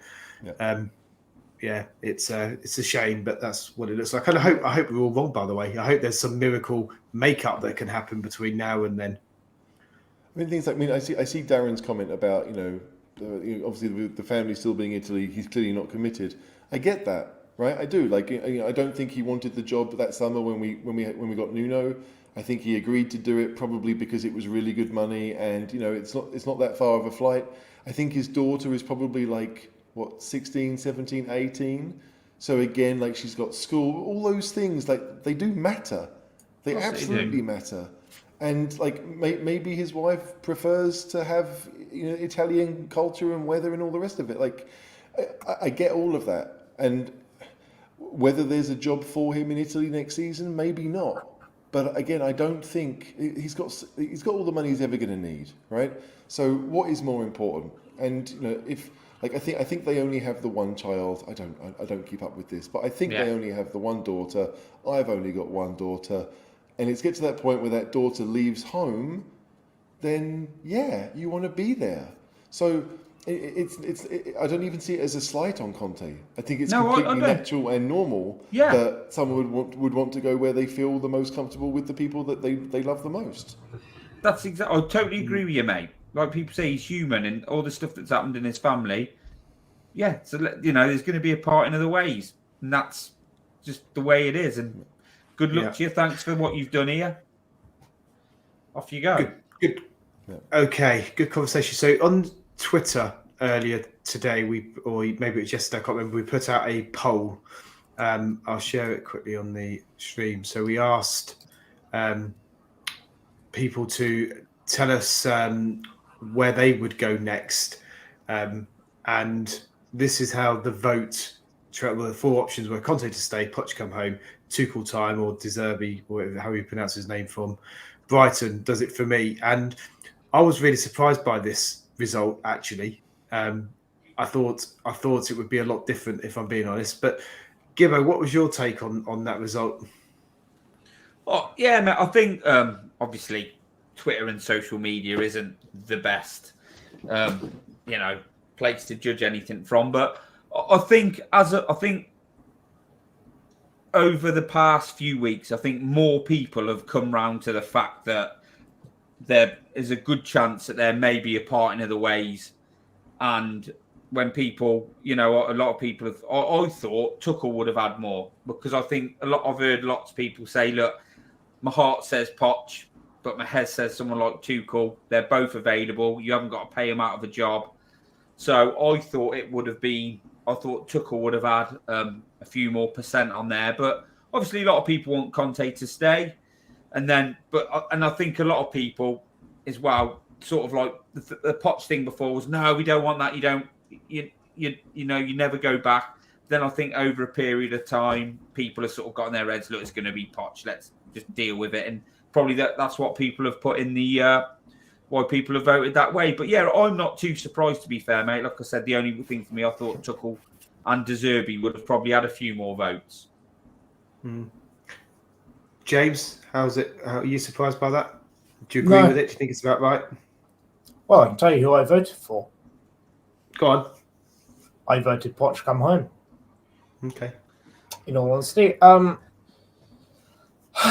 most I've ever felt passion for Spurs was when when Pochettino was manager. I think whoever comes in, you could have prime Johan Cruyff as manager, prime Pep Guardiola, prime Alex Ferguson as manager. There's always going to be a question of, every time it's a loss, what about Pochettino though? Right? That's the issue.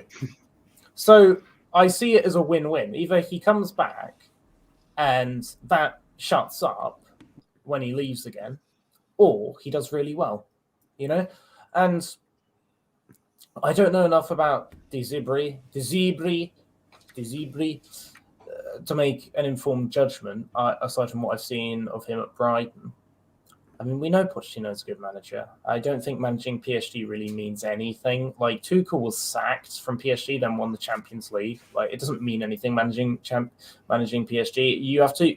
It's not really a job in football management. It's managing the egos of Mbappe, Neymar, and Messi, isn't it? It's not really a job in normal football management. It's a weird other world.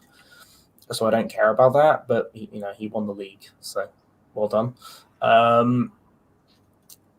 I don't know. Like, I don't want Tuchel because I think Tuchel isn't better than Conte. Really, I don't think he's that good compared to Conte. In all honesty, if those are the options, I take Pochettino because I think Conte wants to leave, and I have no disrespect for Conte wanting to do that. I get maybe he wants to go back to Italy, be close to his family. I kind of get it. A little bit. I'd like him to stay for another season or two. Right, I'd like that if he wants to commit for another couple of years. But at the same time, I'd get it if he says, "Look, I love the club, but I want to go home," sort of thing. I'd completely get that because I'd probably feel the same, And thing is, Conte has always seemed like he's doing us a favour by being here a little bit. The thing I like about Pochettino, and I'm going to get some hate for this, he loves Spurs. We know he loves Spurs. And it'd be nice to have someone at Spurs who actually loves the club and does want to play attacking football, and will use youth players. And it kind of makes me feel like there's some progression. The only worry is it kind of feels like going back to your ex-girlfriend, doesn't it? It looks brilliant when you're thinking about it, but then as soon as you're back with her, after a couple of weeks, you're like, oh, fuck, I remember why I broke up with her again. Yeah, and we're all remembering the extremely positive times we had with Poch, and not the final year that was painful, right? It was painful for everyone. So I know we made the Champions League final, and obviously that was just getting there for Spurs. I still can't believe actually happened, but it's just that's just it. Like I think everyone is assuming that if Poch comes home, we're going to get the high press 2015 to 2017 Spurs that we all remember, and I don't know if we will, right? I don't expect that. I don't think we have the players to do that. So it's a tough call. I mean, like if you ask me to list those managers based on quality, then Poch isn't in my top 2 of those 4. But if you think that Conte's going, which I do think he is, and I said earlier in the show, I think Tuchel is a better manager than Poch. I think the ceiling is higher with him because he has shown in his career to adapt. He can play different ways. He has that kind of underdog mentality in the big games, right? And they won the Champions League final, and they won the Champions League by having that mentality in big games. Where he came unstuck at Chelsea is, unfortunately, there are 75% of games are not like that. And that would be the same at Spurs. So it's a weird one. But if Tuchel, as I started to say earlier, the way Chelsea played against Spurs this season with Tuchel in charge, if he did that every week with Spurs, I'd love it. Because they absolutely wiped the floor with us. And it wasn't your typical Tuchel kind of control. I want to have the ball at all times. It was very much, we're going to make your life difficult. We're going to have the ball high up the pitch, and we're going to score goals. And frankly, they should have thrashed us that day. So, yeah, of those 4, it is tough because, as we know, the club itself, Pochettino would probably unite everyone a little bit. I really do think that, and for 6 months at least, that would help Spurs. Even if it was only for 6 months, that would help Spurs massively. I think Pochettino does have tactical. He is able to adapt tactically. I mean, we went from that high press to a slightly more defensive counter-attacking setup. I don't think because Pochettino wanted that. I mean, he's a student of Bielsa, right? I think it was just a case of acknowledging the fact that our backline was aging and that we couldn't play that high line anymore. And, there were equally as cryptic as Conte's comments about a dream or a new project or whatever bollocks. I mean, it'd be nice if we had a manager in who didn't start speaking in Shakespearean riddles for once, wouldn't it? But, how much is that Pochettino wanting to play that style of football, and how much of that is the fact that we didn't sign new backline players? We didn't really refresh the squad. I know he was offered players by Levy, and Pochettino turned them down. But, that's kind of why I wonder at the same time. I mean, when your reinforcements in the summer are guys like Llorente, who, actually Llorente turned out to be a pretty good signing, all in all. But you do wonder a little bit, don't you? I suppose I don't think Tuchel's necessarily a better manager than Pochettino. I think they're different managers. It's a difficult one. Pochettino. I agree. Actually, Pochettino would unite the fans and the club very much so, and I think even the Enic outers would get behind him. They would, because at very least they wouldn't be annoyed for once, maybe for a little bit. And maybe that's all it needs. Maybe all we need is someone who can unite everyone at the club for the possibly painful period while we bring in a few new players and evaluate what our goals are for the next season or so. If Conte wants to leave, if Conte wants to stay, I absolutely want him to stay because he is a top manager. But for all his flaws, he is a top manager. I know there are issues with Pochettino. We're 1-0 down, so I'll make a sub in the 95th minute, and that will change the game. He needs to make subs earlier. That would constantly piss me off. Like, mate, right, you're on for 30 seconds of the match, make an impact. But, but for all his flaws, he's obviously a good manager, and he loves the club, and he would unite the club. And I think with all this toxicity, maybe a little bit of that is what we need. If Conte is going to go. If Conte wants to stay, I want Conte to stay, 100%. But, yeah. So, Gibbo, where were you? Conte, let's assume Conte is going, because we all think that's the case. So Conte goes in the summer. You're Levy. Where are you going? So, as I said earlier, me personally, head says Tuchel, heart says Poch. And maybe I am a little naive and sentimental, like that video at the start and stuff like that. But I'd just like to... I'm sort of got my head around the fact I think Poch is coming back. I think that's where all roads lead to Poch coming back. I do think that's what's going to happen. I'm not saying it's going to end well, but I think that's what's going to happen. And I'd like to think, but obviously this is Tottenham Hotspur, so in theory, Poch made mistakes when he was Spurs coach in the end. There's players he didn't want, which he was offered apparently, and Levy obviously made those mistakes. But I think I'd like to think that they both think we had a good thing going at one point. But, if we'd have done this better between us, and they've sat down and they'll talk it out. And so those mistakes won't be made again. That squad will allow to be refreshed. Whether it will be refreshed to the, as much as the fans think it should be, I'm not sure. But I'd just like to think that they go, look, all those things that went wrong before, we can now put them right. And hopefully it'll all end happily ever after. But, that's like me, like Cluffy said, believing in fairies and all that nonsense. But yeah, I think he's coming back, mate. I think that's where all roads lead to. No matter what happens, I think Poch will be in charge first game next season. And I just hope they can both agree what they're going to do and what direction they're going to go, and they'll work together and they'll make it work. But this is Spurs, and obviously Levy is Levy. So, yeah. And HG, the last question, I guess, before we wrap up, if that's okay. But we know you're Tuchel. Obviously, if you was Levy, you would pick Tuchel. Which way do you think it will go? No, I think Levy will go with Poch, despite the fact that in his entire career as chairman, he's always gone for the person with the better CV. I think Levy will see that it's almost like he's trying to stay as king, right? He has to make a decision that's going to keep the people on side, and that probably would be Poch, right? And it's not probably, that is Poch, right? It's a tough one. I've been reading the comments for the last 5 minutes, and the comments prove exactly where we are as a club. Because some people are all about Poch was brilliant, and Poch only failed because of Levy.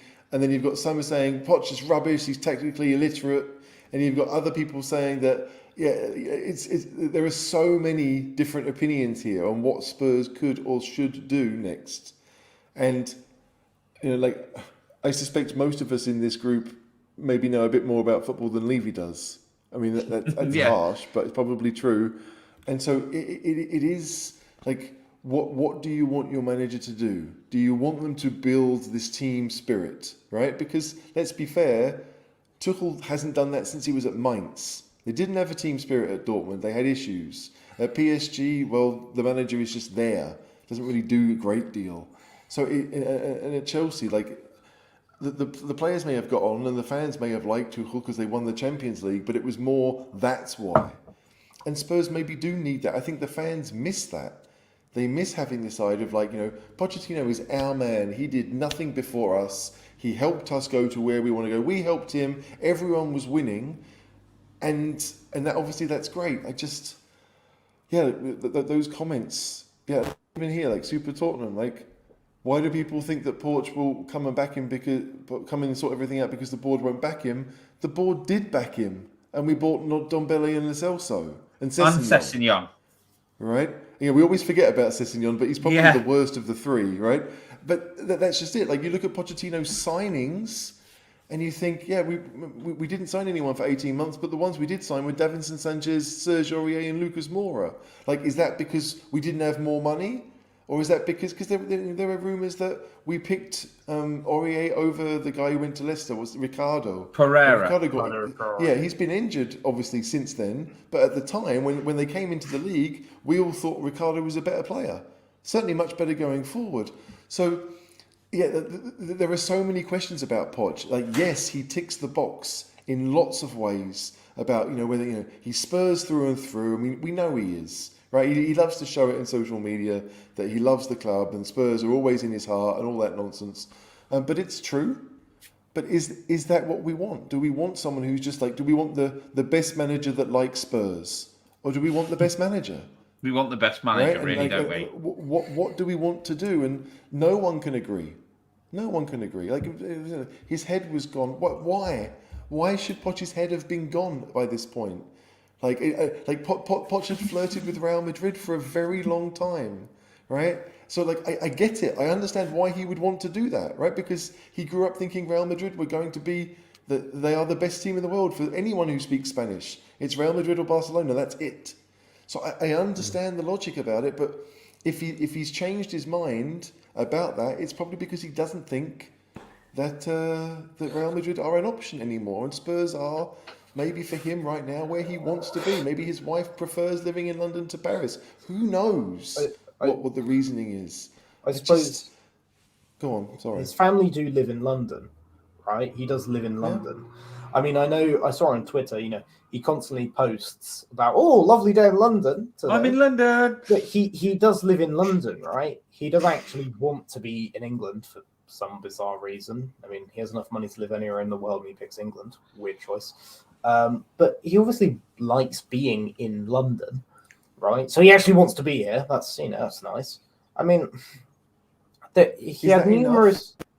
Well, no. He had numerous failings at Spurs, but so did Conte, so did Mourinho, so does Conte, so did basically every manager I remember. I mean, he also had numerous positives. I mean, you'd hope in the time since then he'd have learned from those errors. I mean, the signings he made weren't fantastic, but you'd hope that with a director of Paratici's title as director of football, to some extent or another, he would have input on the signings, or whoever follows Paratici, because obviously that's the model Levy wants to implement.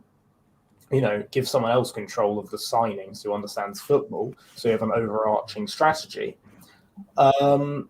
That would be somewhat less of an issue. But at the same time, Pochettino did want players like Grealish and Mane, and he didn't get them. So, it's a difficult one. Because when you look at statistics of players like Ricardo Pereira, his underlying numbers were really, really good. You can't predict a player getting injured. So were Tanguy Ndombele. So were Giovanni Lo Celso. Like, he did brilliantly in Spain. He's still doing good in Spain. You can't predict a player doing badly in the Premier League. That's kind of an iffy one. You can't necessarily predict that Ndombele has a bad attitude. I mean, in hindsight, we should have known that, but maybe Pochettino didn't know that. I mean, Sessegnon was hyped up by Fulham fans. I was kind of excited when he signed, It's easy to say potentially in hindsight these transfers are bad, but at the time it wasn't necessarily known. I mean, Moura was a fantastic servant to the club. Maybe not a world beater. I mean, hence why PSG were willing to let him go. But I don't know. I feel potentially there's a tad of over-criticism of Pochettino's signings. Not to say that he isn't blameless for those signings at all, because he definitely deserves some blame for those signings, but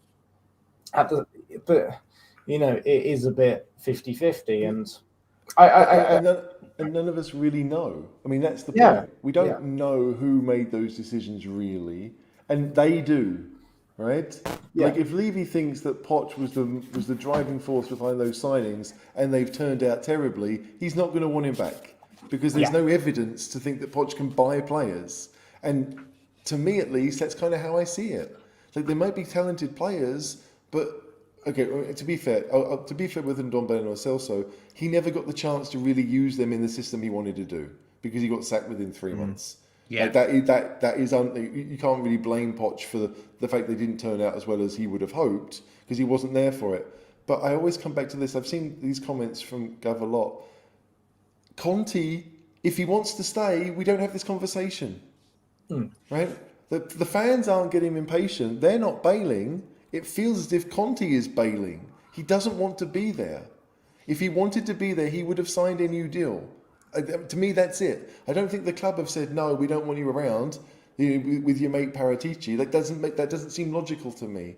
So I don't feel like none of us have really ditched Conte. We may not like the football too much, but we recognise he's a successful manager.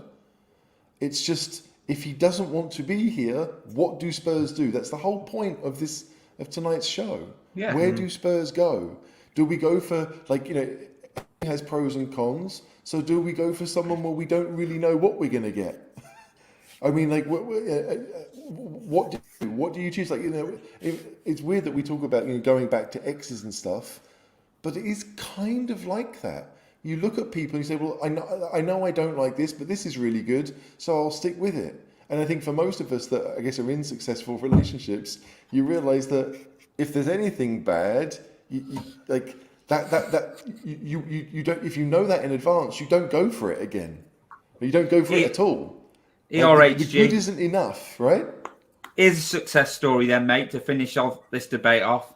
I was with my wife, boyfriend and girlfriend, young kids, after school. Had a period where we split up for a bit.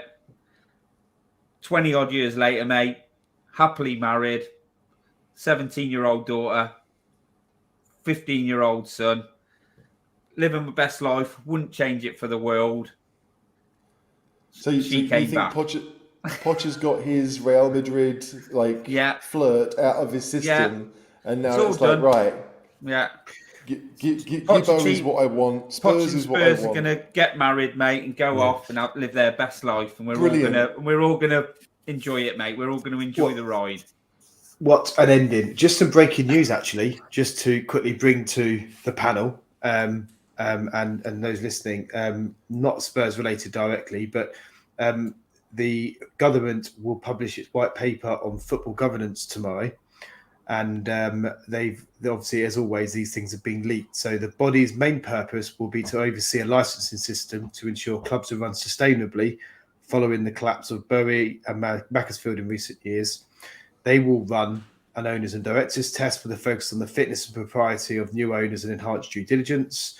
The regulator will make sure fans have a greater say in the running of their clubs, giving them a say if owners try to change aspects of a club's heritage, such as a team's name, badge, or home shirt colours.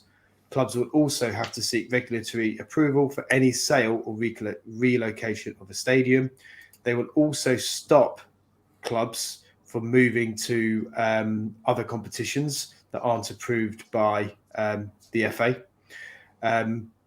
and will have a say in some sort of oversee of the financial share between the Premier League, Championship, and other non-league clubs. So very brief there. Thoughts, HG? What you expected? Nothing really. Instinctively, all those regulations means that fewer people will want to buy from Enic.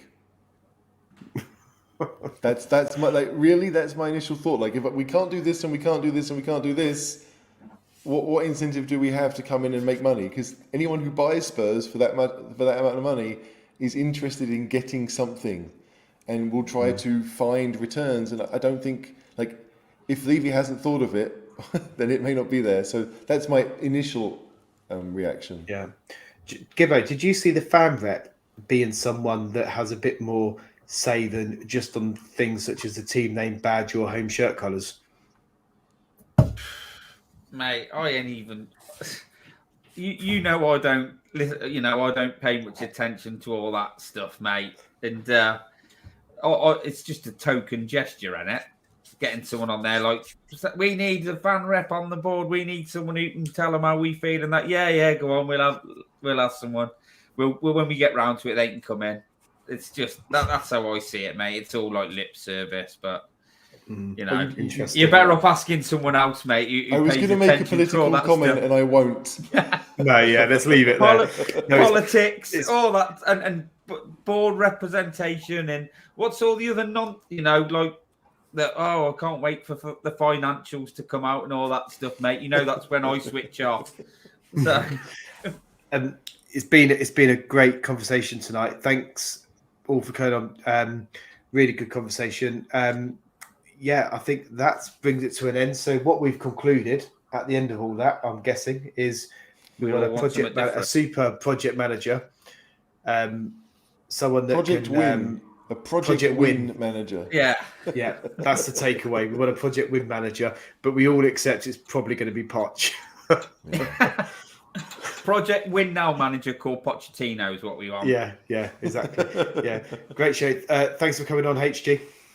Cheers. Thanks for having me. I really enjoyed it. James, thanks to you as well. My head seems to be floating. The black on the black doesn't work, but yeah. I like it. Were you about to say something else in HG? I like it. If you feel like your head's floating, I need to ask what you took earlier. What you've been taking. James, are you going back on the drink after this? He ain't stopped, has he? Man, I don't know. I've not seen him drink. Normally, I see him supping away throughout the whole show. I see him have a can of Kronenberg. It's because I went out for dinner with my mother and I had a fair couple of drinks then. And because I've been up since like 4 a.m, I'm a bit knackered. So I'm going to go to bed after this. Bloody hell. I'll go out drinking tomorrow. It's fine. Don't worry. Yeah, go out tomorrow, mate. Well done for staying in tonight and helping us with the show. Yeah, appreciate it. Gibbo, as always, thank you for sorry my internet dropped out. Sorry I'm like down on the football. I find it dour. But I enjoyed that tonight. 100 odd people watching, loads of good comments. Like we said when we were talking about doing this, we don't want anybody to not say their opinion or not say what they think. That's what it's all about, you know. We all there's all different comments, and like HG said, just shows where the Spurs fan base out. But I think we've had another good chat tonight. People have put their points across in the comments, and it's all been civil, but it's all been a good chat. And I thought we could have probably gone on for another hour or so, but some of us got to go to bed. Yeah, exactly. Work tomorrow. Yeah. All right. Well, thanks everyone, and finally, up the Spurs. Come on, you Spurs. Come on, you Spurs.